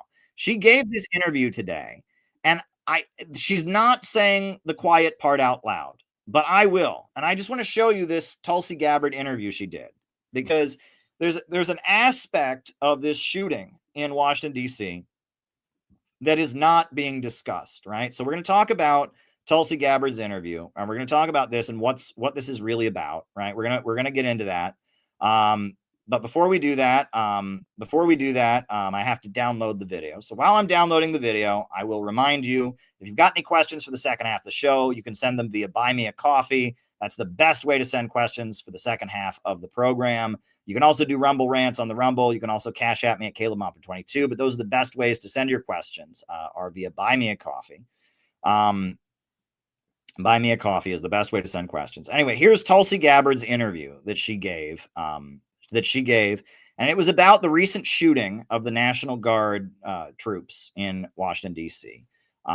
This is Tulsi's interview. And I'm going to tell you what is not exactly being spelled out clearly, but what's really going on here. So, right, there's some nuance here. There's some aspects of this that are not clear at first, right? I don't know why it's taking so long to, where is it? Where is it? Where is it? Where is it? Where is it? Here we go. Okay. Revealed yesterday during the House Homeland Security hearing. Listen. CTC has identified around 18,000 known and suspected terrorists that the Biden administration let come into our country. These are individuals who under normal circumstances would never be allowed to enter our country because of their ties to jihadi groups like ISIS and Al-Qaeda. Yet the Biden administration not only let them into the country, and in many cases facilitated their entry into the country. The director of the National Counterterrorism Center, Joe Kent, would go on calling it the nation's top threat, pointing directly to Afghan refugees let in by President Biden after the Taliban takeover, the disastrous exit. Let's bring in the director of national intelligence, Tulsi Gabbard. And director, I think you were probably one of the only ones not shocked by that number. I was stunned by it. You know, it points to the heightened domestic threat that we face that is not often talked about or addressed, but obviously because of the recent tragedy really has come into focus on how many people have come into our country under the previous administration who have known or suspected ties to terrorists, to Islamist terrorists and jihadi groups like Al-Qaeda and ISIS, and how many of those who we don't even know about, given we had tens of millions of people illegally crossing our borders over the last 4 years. President Trump has been very intent on keeping his promise to the American people to make America safe again so that people can feel safe in their homes and in their communities, identifying those who we know are either connected directly to these terrorist groups or those who have ties to them. This is what we're focused on, working with the Department of Homeland Security to identify them and deport them to prevent any further attacks here at home. I know we're throwing out about 1,000 a week. It was 600 a week, so the paces are picking up. We've gotten rid of 690,000. So what is going on here? Everything that she said there is true. All right. There are thousands of people let into this country who have ties to ISIS and Al-Qaeda. Why? Why are they here? Let's start with the guy who shot up the National Guard troops in Washington, D.C. He had worked for the CIA. All right. He had been recruited by a CIA-run counter gang fighting squad in Afghanistan. They were using him to fight other people in Afghanistan. The CIA recruited a terrorist and was using him in Afghanistan to fight other Afghans. And part of his reward for doing that was they gave him a visa and brought him here. And then he came here and he did what terrorists do. And he shot up and killed people. That's what terrorists tend to do. And I'll tell you about somebody else. You ever heard of the Tsarnaev brothers? You ever heard of the Tsarnaev brothers? I have. They blew up the Boston Marathon, killed all kinds of people in Boston. Do you know why their parents came to America? Their parents were fighting against Russia in Chechnya. Their parents were terrorists who were fighting against Russia. And they did such a good job fighting against Russia, the American government said, here's a visa, come to America. And they came to America, and what did their kids do? Their kids did what terrorists do, right? Let me tell you about the Pulse nightclub shooter, Omar Mateen. You ever heard of Omar Mateen? Well, his dad was a terrorist, was fighting against the Soviet Union in Afghanistan. And he did such a good job fighting the Soviet Union in Afghanistan, we gave him a visa. And then he came over here, and his son shot up the Pulse nightclub and killed a whole bunch of people in Florida, at a gay nightclub in Florida. Are you noticing a pattern here? The issue is the American government goes around the world working with terrorist groups. And part of the deal that is made is they give them a visa. That's the issue. It's not about Muslims and Islamophobia. That's not the issue. The issue is Brzezinski. The issue is Barack Obama. The issue is the deep state, the Atlanticists. They fund extremist and terrorist groups and use them to overthrow anti-imperialist governments. Obama used Al-Qaeda to overthrow the Libyan government. And who was one of the Libyan people that was armed and trained? The Manchester bomber. You hear about the bombing in Manchester where they blew up the concert and killed all those people? Who did it? A Libyan guy. A Libyan guy who had fought against Gaddafi. He and his dad had fought against Gaddafi. They had gone to Libya to fight Gaddafi. They went back to Britain, and then they blew up the concert, right? And Obama used Al-Qaeda to fight against the Syrian government. And that's where ISIS came from, right? ISIS emerged from the U.S. effort to overthrow the Syrian government. And the Zarnev brothers, the Chechens, they were Chechens. The issue is not Muslims, right? The issue is terrorists. And the best friend of Al-Qaeda has been the American government. And we're not fighting Al-Qaeda. Russia fights Al-Qaeda. Russia fought Al-Qaeda in Syria. Russia fought Al-Qaeda in Afghanistan and in Chechnya. The issue is that America doesn't fight Al-Qaeda. America fights socialist governments like the Libyan government under Gaddafi. America fights Bashar Assad. America fights the Soviet Union. America fights Russia. America fights Saddam Hussein. America doesn't fight Al-Qaeda. America uses Al-Qaeda. And sometimes those Al-Qaeda fighters, if they do a good enough job, we bring them to America. And then they do what Al-Qaeda fighters do, right? That is the issue, right? There would never be an ISIS if it wasn't for the American government trying to overthrow Gaddafi and doing so, overthrowing Assad and doing so. If the USA had not invaded Iraq, a secular Arab nationalist socialist government led by Saddam Hussein, there would never be an ISIS, right? And that is the issue. This is the result of what the Atlanticist faction wants. They want destabilization. They want chaos, right? That's what they want. And they have a policy of not only funding terrorist groups, but bringing them to America. That is their issue. That is their policy. That is their policy. And look, folks, right now, the most important constituency in America are the dissident MAGA, right? Not the people that are blindly supporting President Trump, but the people that voted for Trump. The MAGA people who are mad that he bombed Iran, mad that he is threatening Venezuela. The dissident MAGA who are mad that the Epstein files are not available. The Marjorie Taylor Greene fans, the Tucker Carlson fans, the Candace Owens fans, they are the most important constituency in America right now. The left, they are epic losers and they are really good at losing. Brian Becker is out there losing. He's the best friend Marco Rubio ever had when it comes to Venezuela, right? Brian Becker and the Party for Socialism and Liberation. I saw pictures of Hands Off Venezuela rallies that PSL organized. I didn't see a single sign about Venezuela. All the signs were about ICE and about Trump. I mean, they're just pathetic, right? There was a rally by the Revolutionary Communist Party, the RCP, literally a communist group, had a rally today in Washington, D.C. I'll show you. I mean, you can't make this up, right? I saw the report about it. The Revolutionary Communist Party, the RCP, had a rally in Washington, D.C. today. In Washington, D.C., they had a rally, and their rally that they had was an anti-Trump rally that they had. And let me show you, this is a communist organization. And this is the photo of their protest, right? This is the photo of their protest. You can't make this up, right? This is this rally that they had in Washington, D.C., right? The RCP, not a single sign about Venezuela, right? This was their rally. This is the photo from TASS News.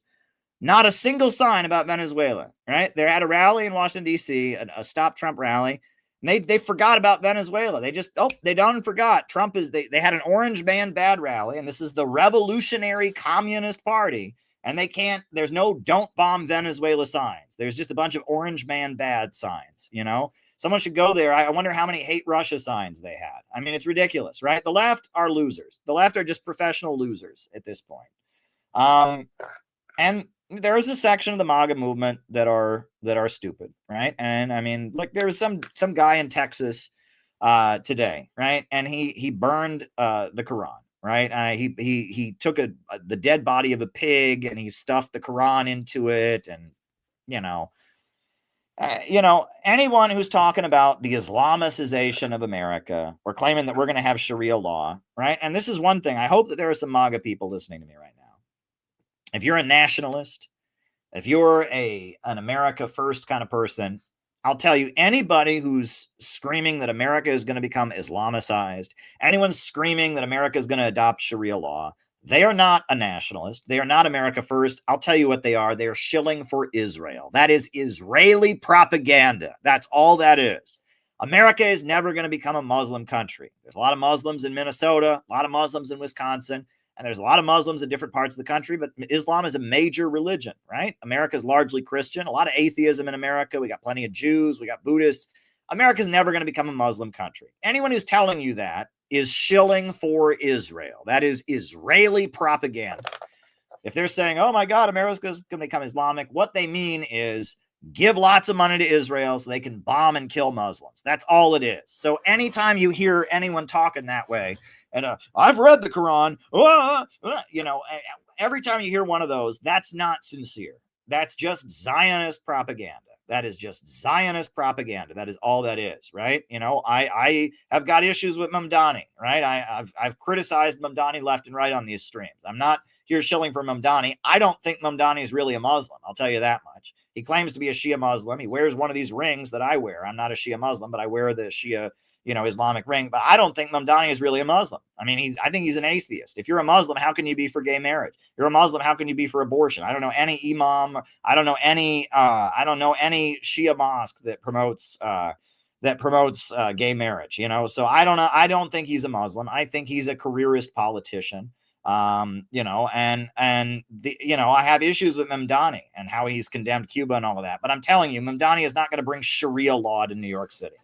That is Zionist propaganda. That is Zionist propaganda, right? I'm not worried about Sharia law. I'm worried about Atlanticism.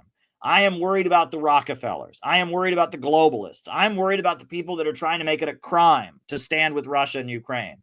I am worried about the people that raided the homes of the Uhuru movement and threw them and threatened to, drag them in federal court, tried to throw them in prison for 15 years just for wanting peace with Russia. I am worried about the forces that want us to have a war with Venezuela. I'm worried about the forces that are trying to stop the peace deal with Russia, right?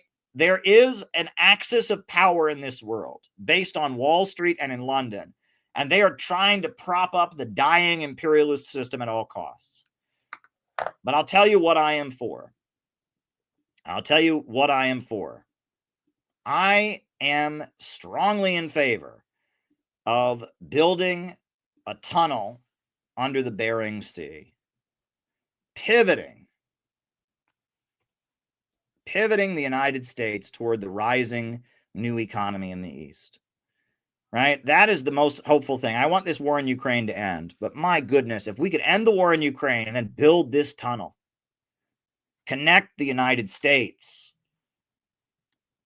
with Russia and with the rising new economy, wouldn't that be amazing? Right? If we could join the rising new economy in the world, right? If we could connect ourselves with the part of the world that is broken out of Wall Street and London's dominion, right? If we could join with this part of the world, that would be amazing, right? We have got to build the anti-monopoly coalition here in America that is for growth, that is for humanity, that is for economic development. We need a government of action that will fight for working families, right? This is the hope of the future. This is the world that I want to connect to. China, Russia, Iran, Venezuela, Ibrahim Traore, the Union of Sahel States. We need a government of action that'll break the power of big monopolies. We need to pivot the United States away from Wall Street, away from London, away from NATO and the dying colonial orders. And we need to transition the United States toward joining the rising new economy in the world. And we need a mass movement of people that will demand that will fight for that. That's what we urgently need in America right now. We're having an event on January 11th in New Jersey. And that event is going to be about kicking off the new year of anti-imperialist organizing, and I hope that you'll join us at that event. We're building a movement. CPI is a movement. We're not a podcast. We're not here to entertain you. We're here to recruit you. We want to build a movement. We are building a movement, and we're kicking off our organizing next year with a big event in New Jersey, and we are building a movement for America to be reborn as part of the new economy rising in the world. Join the Center for Political Innovation. Come to our event in New Jersey. I'm going to put on the video from last year's convention.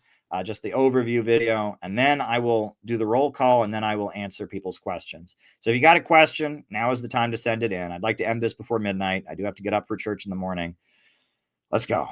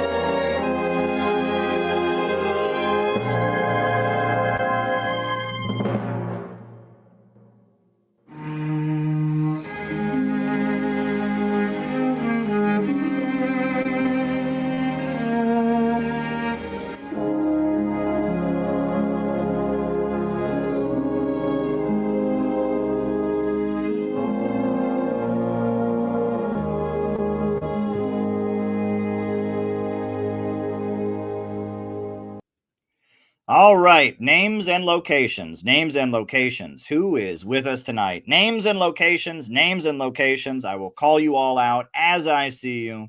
Who is with us tonight? Names and locations, names and locations. Chad in Spokane, Washington. Lawrence Johnson in Chicago. Lana says, go Caleb. Well, thank you. I will keep going. Anybody else? Names and locations, names and locations. Zach in Barcelona. Bill in Tasmania. UP from Michigan. Tut, planet Earth. Very, very good. Bendigo, Australia, David Fox. Maria from Wyoming. Good to see you, good to see you, good to see you. John in Florida. Welcome, John. Ryan in Kansas City. Favos from Oklahoma City. Ottawa. Kate and Tavis Gibbons in New Hampshire. Great, folks. Lana from Russia. Good to see you. Lawrence Johnson in Chicago. John McCarthy in Chicago. Congrats on your work. Peace from Germany. Well, thank you. I do my best, right? Rice from Adelaide, Australia. Rose in your heart. Well, thank you. Or Saviero in Mexico. Hey, hey, says Rice from Mexico. What? Irene from Brooklyn. Good to see you, Irene. Check your Twitter DMs. Names and locations. Names and locations. Who is with us? Names and locations. Names and locations. Names and locations. Who is with us? Who is with us? Anybody else? Saviero from Mexico. Good to see you. Good to see you. Good to see you. Names and locations. Emma from Australia. Thanks again for your informative show. Especially like the takedown of Jimmy Carter. Well, you're very welcome. Glad you liked it. Glad you liked it. Names and locations. Names and locations. Anybody else? Anybody else? Names and locations. Names and locations. Going once. Oh, Brooklyn in the house. We got Phil. Good to see you. Good to see you. Good to see you. Good to see you. Good to see you. All right. Now, if you've got any questions, they can be sent. The best way to send questions is via Buy Me a Coffee. Caleb Maupin, Buy Me a Coffee. Best way to send your questions. Best way to send your questions. You can also cash at me. You can also send Rumble rants, but those are all the ways questions can be sent. Rumble rants, cash at me at CalebMoppin22, or buy me a coffee. Now, one coffee has come in, and it's from Tavis Gibbons, and he says, "What happened to the country of Yugoslavia? And what role did the U.S. play in this event? Looking forward to CPI event in New Jersey." I'm looking forward to seeing you as well. And thank you. I saw that you have registered, and please register for the event if you're coming. You want to know what happened to Yugoslavia? There's a very good book by Michael Parenti, which I have on this shelf somewhere. It's called To Kill a Nation, The Rational Destruction of Yugoslavia by Michael Parenti. The United States played a huge role in it, promoting ethnic nationalism, inciting different ethnic groups in Yugoslavia against each other. Supporting the Islamic separatist movement, the Kosovo Liberation Army, the KLA, was supported by the United States. The USA played a huge role. Where is that book? Michael Parenti, the great Michael Parenti, wrote a book called To Kill a Nation, The Rational Destruction of Yugoslavia. And I have a copy of that book somewhere on my shelf, and I don't know where that is, right? But it is a very, very good book that goes into this. There's also a very good book called Liar's Poker that was written by the Workers' Party of Belgium. Ramsey Clark, who I used to work for, he wrote a very good book on the topic. It's over on the shelf. He wrote a book about it. There's a book called Lies, War, and Videotape. The International Action Center actually published a number of very good books about the destruction of Yugoslavia. I would recommend those books, right? War, Lies, and Videotape is very good. It has essays by Ramsey Clark, by a lot of people. There's a lot of good books on the subject. Let me see. All right. Let me see if I can, let me see if I can find Yugoslavia books, because that is something that there is a lot of good material on Yugoslavia. Actually, that is one topic that there's a lot of good published material on. I don't know where my copy of To Kill a Nation by Michael Parenti is, but that would be probably the best book I've ever read on the topic. But there's a handful of other books. Hold on. Okay.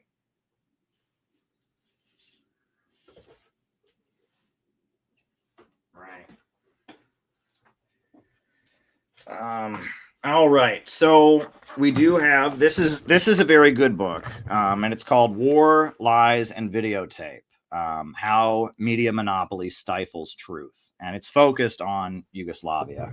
That's the focus of the book. It was published in the year 2000. I would also recommend Ramsey Clark has this book, Truth versus Power, a Ramsey Clark reader. He was Milosevic's actual lawyer, and he published this book. And it has a lot in it about Yugoslavia. So I would recommend that. There's actually Milosevic's speech to the court is available in print. You can get copies, of that. There was an English edition of Slobodan Milosevic's speech to the court where he defended himself, where he went into great detail about the USA funding the Kosovo Liberation Army on that whole thing. Yeah.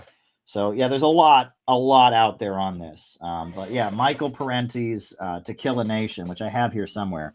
I don't know. I seem to have lost control of my bookshelf. That's one thing. Maybe I need to get my bookshelf back in order. This is like the third time tonight I have referred to a book and then not been able to find it on the shelf. But it happens. It happens. Right. It happens. At least my bookshelf didn't fall on me tonight, right? But there you go. All right. Well, I actually don't see any more coffee questions, right? But there's a couple more questions that have come as Rumble rants. Leo Messi said, talk about U.S. sanctions and their damage to the Iraqi, Venezuelan, and North Korean economies. Well, those are, there's two of those that happen in the same period, and there's one that's an outlier. The Venezuelan sanctions are much more recent, right?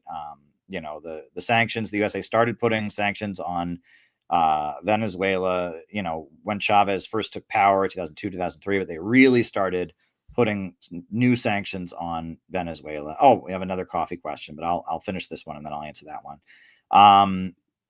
But the USA really escalated sanctions in 2015 under Obama. But that was more recently. The escalation of sanctions against North Korea and Iraq, that came after the fall of the Soviet Union. in the 90s. It was after the Gulf War of 1991. The USA put a huge amount of sanctions on Iraq, and it was after the fall of the Soviet Union. I mean, North Korea was already heavily sanctioned before that. The U.S. government does not recognize them diplomatically. The U.S. government's still technically at war with North Korea, but the USA designated both Iraq and North Korea as state sponsors of terrorism, which is the highest sanction you can give a country. If a country becomes a state sponsor of terror, which Cuba is a state sponsor of terror, is recognized that. They're not that, but that's what they're designated as. Syria had that designation. Libya had that designation. Right. If a government is designated as a state sponsor of terrorism, like, they're like sanctioned like you wouldn't believe. That level of sanction was applied to Iraq and to North Korea. After the fall of the Soviet Union, Cuba, Iraq, and North Korea all got hit with very, very devastating sanctions. Cuba did not have any deaths of malnutrition. They did have food shortages and problems. They had shortages of electricity. Cuba had a really bad time in the 90s. Iraq and North Korea, they suffered deaths of malnutrition. With Iraq, it was particularly that they would not allow Iraq to import any chlorine. And chlorine is necessary in order to purify water. Iraq was not able to rebuild its water system. During the Gulf War, the USA bombed and destroyed Iraq's water purification system. And then the USA never allowed Iraq to rebuild it. Every time Iraq rebuilt it, the USA would bomb it, and the USA would not allow Iraq to receive any chlorine. As a result of that, at least 500,000 children under the age of 12 died of diseases that would have been preventable if they had had clean water to drink. That was a huge scandal in the 90s. And Madeleine Albright was interviewed by 60 Minutes, and she said she thought it was worth the cost to kill all those Iraqi children. And Ramsey Clark, who I used to work for, he broke the law. He defied U.S. sanctions, and he intentionally went to, here's the book on Yugoslavia, by the way. Sorry, distraction. Anyway, this is the book on Yugoslavia, To Kill a Nation by Michael Brenny. Anyway, he intentionally went to Iraq and delivered medicine, hoping to be prosecuted. They never charged him, but he hoped he would be prosecuted because he wanted to, to challenge the law that, starving children was unacceptable. North Korea also suffered very, very heavily in the 90s, and that's why they developed nuclear weapons. Bill Clinton told them, that he would provide them with food aid and with heating gas, etc., if they agreed not to develop nuclear weapons. And so they signed an agreement. I believe it was 1994, in the middle of the food crisis. North Korea basically said, we're going to develop nuclear weapons if we don't, if you don't stop what you're doing to us, right? We anticipate you're weakening us to the point that you'll invade us. And if we have to get nukes to prevent that. So they started proliferating nuclear weapons, or allegedly doing so. And so then Bill Clinton made a deal with North Korea. We will give you all this food aid if you don't get nuclear weapons. And so North Korea abided by the agreement. But then Congress cut off the funding for the deal, and North Korea didn't get a lot of what they were promised. And so they waited. And then finally, when Bush gave his Axis of Evil speech in 2002, after 9/11, then North Korea got nuclear weapons. But yeah, North Korea had deaths of malnutrition. We don't know how many. But it was imposed, right? It wasn't because of communism, right? It was under North Korea, under the communists, that North Korea developed its modern agricultural system. It was under North Korea that they wiped out illiteracy. And actually, they worked very, very hard to have food independence. And North Korea is food independent. They just need oil. They need oil to run their food system. And when petroleum was cut off with the petrodollar, North Korea could not get petrodollars, right? They could not get petrodollars. And because of that, they needed the U.S. dollar to buy oil. They couldn't get any oil after the fall of the Soviet Union, so their tractors couldn't run. And as a result, people starved because they couldn't grow. They couldn't, run their agricultural system without oil. And that's why, there was a big allegation. It was all over the international media and stuff that North Korea was counterfeiting U.S. dollars. I don't know if that's true or not. And the more you look into that, I've had people look into that, and they've said, actually, that's completely crazy. I mean, it looks like the U.S. government was counterfeiting U.S. dollars, and North Korea apparently got their hands on U.S. government counterfeits, right? The whole thing with what they call super bills and all of that. You look into the details of that allegation, it doesn't exactly add up. But regardless, North Korea was accused of counterfeiting US dollars. Well, I mean, if you need US dollars to buy oil and your country is starving because you don't have oil, you might start trying to print your own dollars. I mean, I'm not saying that one should break the law and engage in counterfeiting, but I'm saying there is an understanding of why someone might think it was necessary to do so. But I'm not sure North Korea actually did that because, I had an old roommate. There was somebody I knew a long time ago who actually had done a lot of investigation. And he said that story didn't even really add up, that the super bills, the U.S. government tracks counterfeiting with what they call super bills. I've never heard of this. Have you ever heard of this? Super bills, they're called. And it's like somehow the U.S. government, the U.S. government counterfeits its own money as a way to catch counterfeiters. I don't even know how this works. Right. And they were called super bills, counterfeit $100 bills that were floating around that apparently were made by the American government, but then like they like give it to people that are counterfeiting them or something. It's really bizarre. The more you dig into the super bill, right? Now, the super bill, you read about it. The more you dig into the super bill story, the more the idea that North Korea was just printing money. That's not what was going on. Right. It gets really confusing and weird the more you dig into it. That's one thing that, sometimes I wish I didn't know so much because everything is more nuanced than you think. But yeah, there was, the super bills that were floating around. It was alleged that North Korea had printed a bunch of $100 bills, right? There were a bunch of $100 bills that North Korea had printed. And the more you look into it, it looks like the American government printed them. And so it's like, at that point, it's like, why is the U.S. government counterfeiting its own currency? But it's like, apparently it was a part of an operation to catch counterfeiters. The U.S. government was doing its own counterfeit money. And you look into that, it's really, really, really bizarre. Right. Yeah, it's a really, really bizarre story. So I don't even buy that North Korea was counterfeiting U.S. money. But it would make sense for them to do so because they could not get oil to run their tractors, and people were starving to death in North Korea. And Iraq, it was a similar story, and those sanctions were devastating. The thing is, you can't do that to a country anymore because Russia and China are now strong economic powers, and people just trade with Russia and China, the BRICS economy. Part of the BRICS agreement is you cannot have sanctions on any other BRICS country. And on top of that, now, Venezuela has been cut out of the world economy. Venezuela trades with Iran.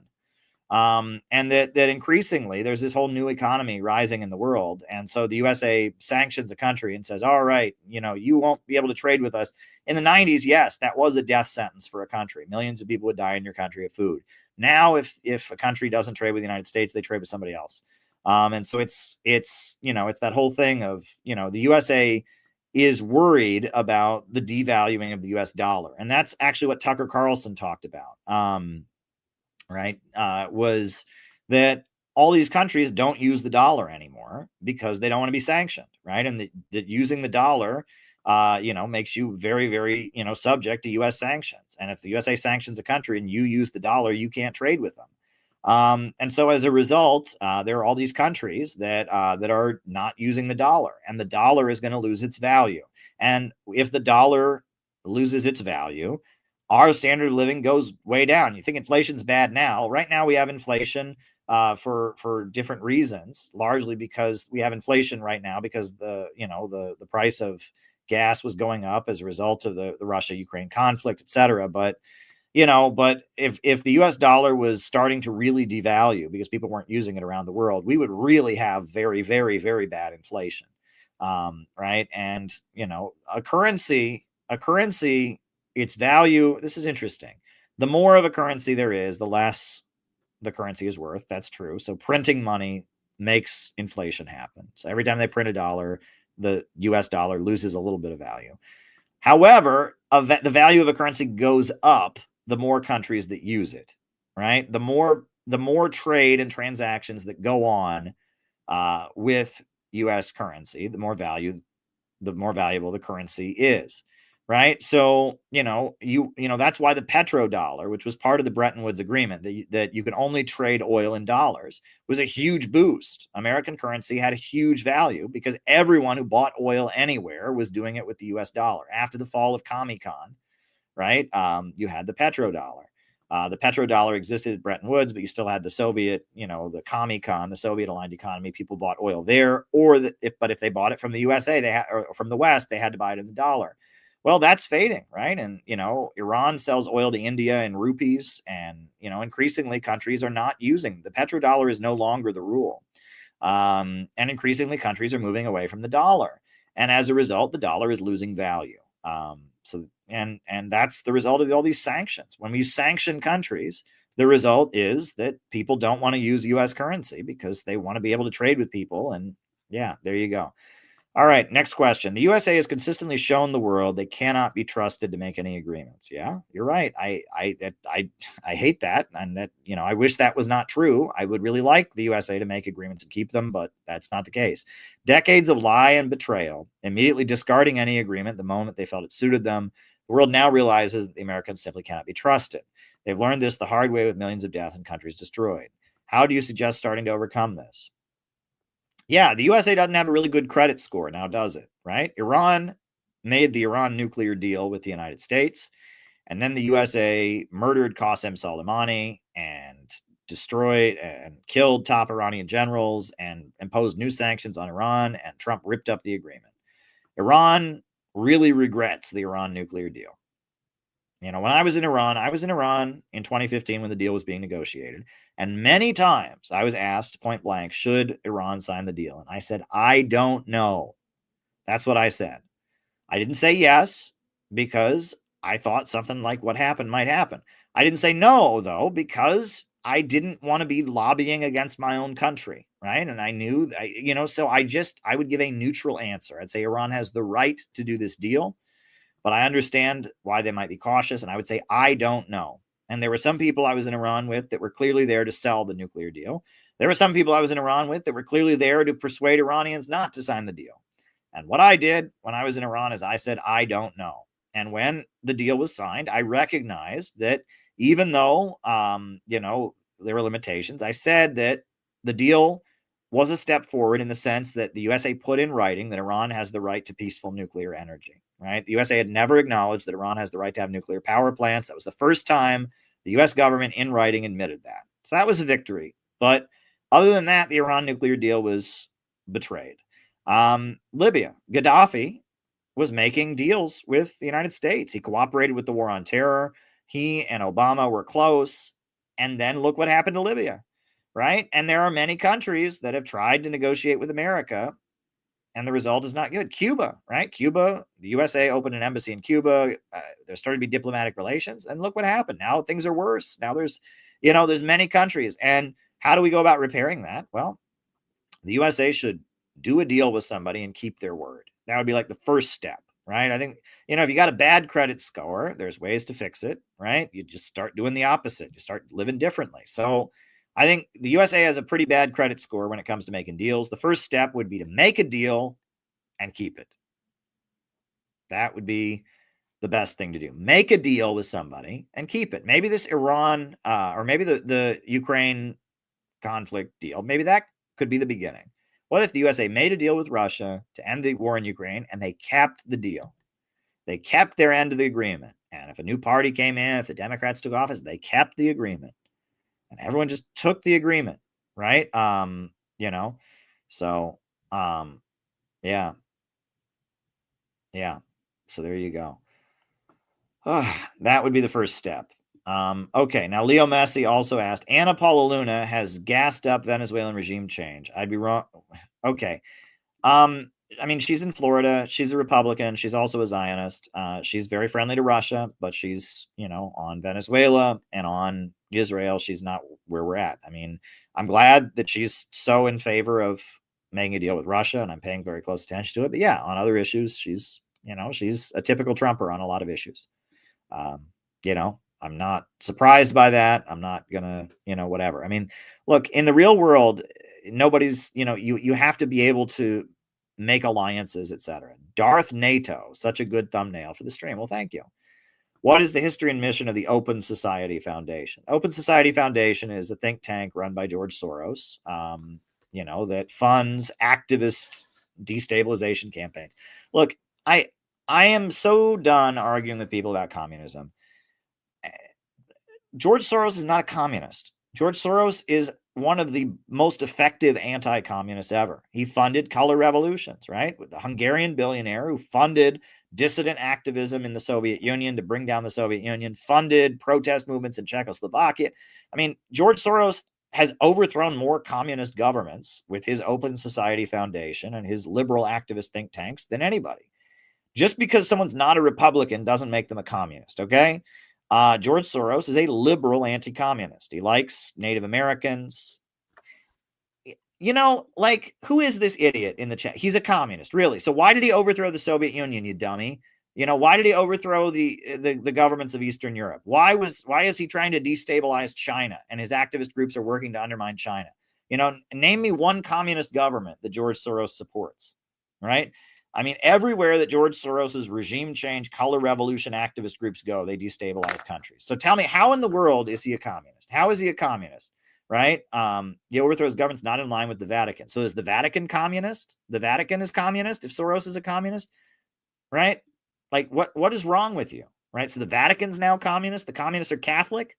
Like, what is wrong with you? You are a crazy person. You are a crazy person, right? George Soros brings free market capitalism to countries around the world and free trade.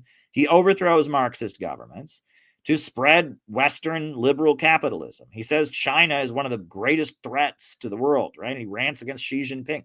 Like, how in the world is George Soros a communist? Because he's not a Republican, right? You know, I mean, you do realize that, like, not everyone who is not a Republican, you know, that's the funny thing, right? So I'm widely accused. I'm ignorant. I am the ignorant one, really. Okay, right? You know, Michael Jones is a Vatican scholar. He must be a communist, right? Is he pro-Soros? I mean, it's just, I mean, it's like, but then anyway, back to the point. So, you know, a lot of people accuse me of being a right winger, right? I'm widely accused of being a conservative. That's the smear against me, that I'm a Republican. I am a conservative. I'm shilling for Trump. And I do think that Trump is slightly less pro-war than the Democrats are, but his presidency has been a disappointment, etc. But somebody pointed out, yeah, exactly. Like, somebody pointed out that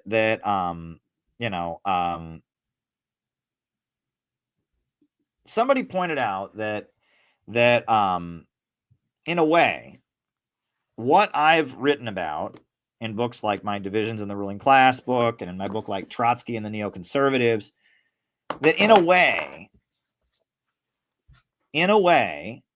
I am the ultimate anti-conservative, in a way, right? And this is it gets very weird, right?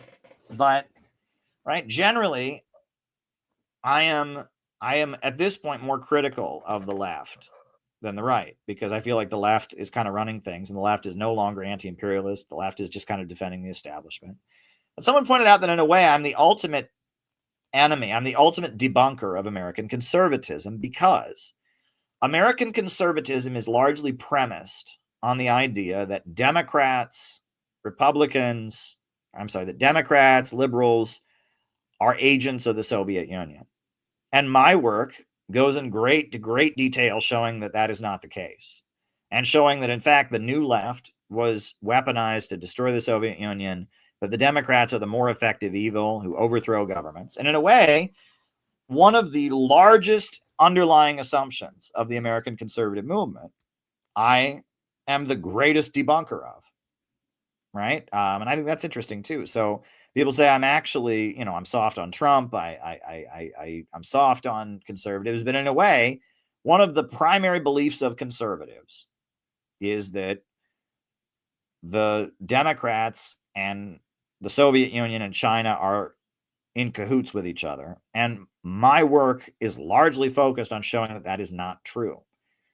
Right? Like this guy who thinks Soros is a communist, right? I mean, Soros, no one has done more to overthrow Marxist governments than Soros, but he must be a communist because he's not a Republican. So everyone who's not a Republican is secretly in bed with China. That's what conservatives in America generally believe. And since the 50s, that has been largely the basis of, Reagan and all of them, is that, the reason you should vote for Republicans is because they're more anti-Soviet, more anti-China than anybody.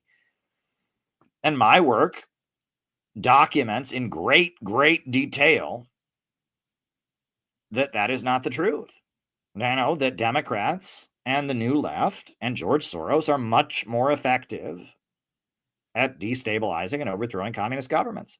That is something that I show. So in a way, Democrats should appreciate me, because I am, when it comes to, if you're talking about ideologically, right? A lot of my work debunks one of the primary assumptions of the American conservative movement. But I don't think that's good, but there you go, right? So I think that's interesting. But yeah, at this point, I think that a lot of the conservatives really just want to make a deal. Whereas the Democrats, the Atlanticist Eastern establishment, they are on a mission. They want to overthrow and destabilize countries and set up a global system, right? So, I think largely, yes, the Eastern establishment, the Atlanticists, are the main danger. So there you go. But on that note, folks, it's been fun. It's been fun. And I am going to end the stream tonight. Hope you learned a lot. Yeah, we'll be back. We'll be back. Anyway, yeah, I probably won't stream tomorrow night. I might stream Monday night. We'll see. A lot is happening very quickly. Please register for our event. Before I put on the closing music, please come to our event in New Jersey. Very important event, right? It is looking to be really awesome. Go and register. This event is really coming together on a number of levels. I found out about somebody who was coming on Friday, and I was like, wow. Go ahead and register. Go ahead and register for the event. Go ahead and register for the event. Join us in New Jersey to kick off the new year. I'm going to have my end of the year video that'll come out shortly after Christmas. Keep your eye out for that. I'll go over basically reviewing everything CPI has done this year and what we're all about. We've got a whole exciting year planned. So dare to struggle, dare to win. We're doing exciting stuff. Our organization is marching forward like you wouldn't believe. Keep an eye out for the video from the Uhuru call, the Uhuru webinar we did today about overturning the Foreign Agents Registration Act. Dare to struggle, dare to win. New upsurge in the struggle against U.S. imperialism is now emerging throughout the world. Ever since World War II, U.S. imperialism and its followers have been continuously launching wars of aggression. But the people of various countries have been continuously waging revolutionary wars to defeat their aggression. And while the danger of a new world war still exists, and the people of all countries must get prepared, revolution is the main trend in the world today.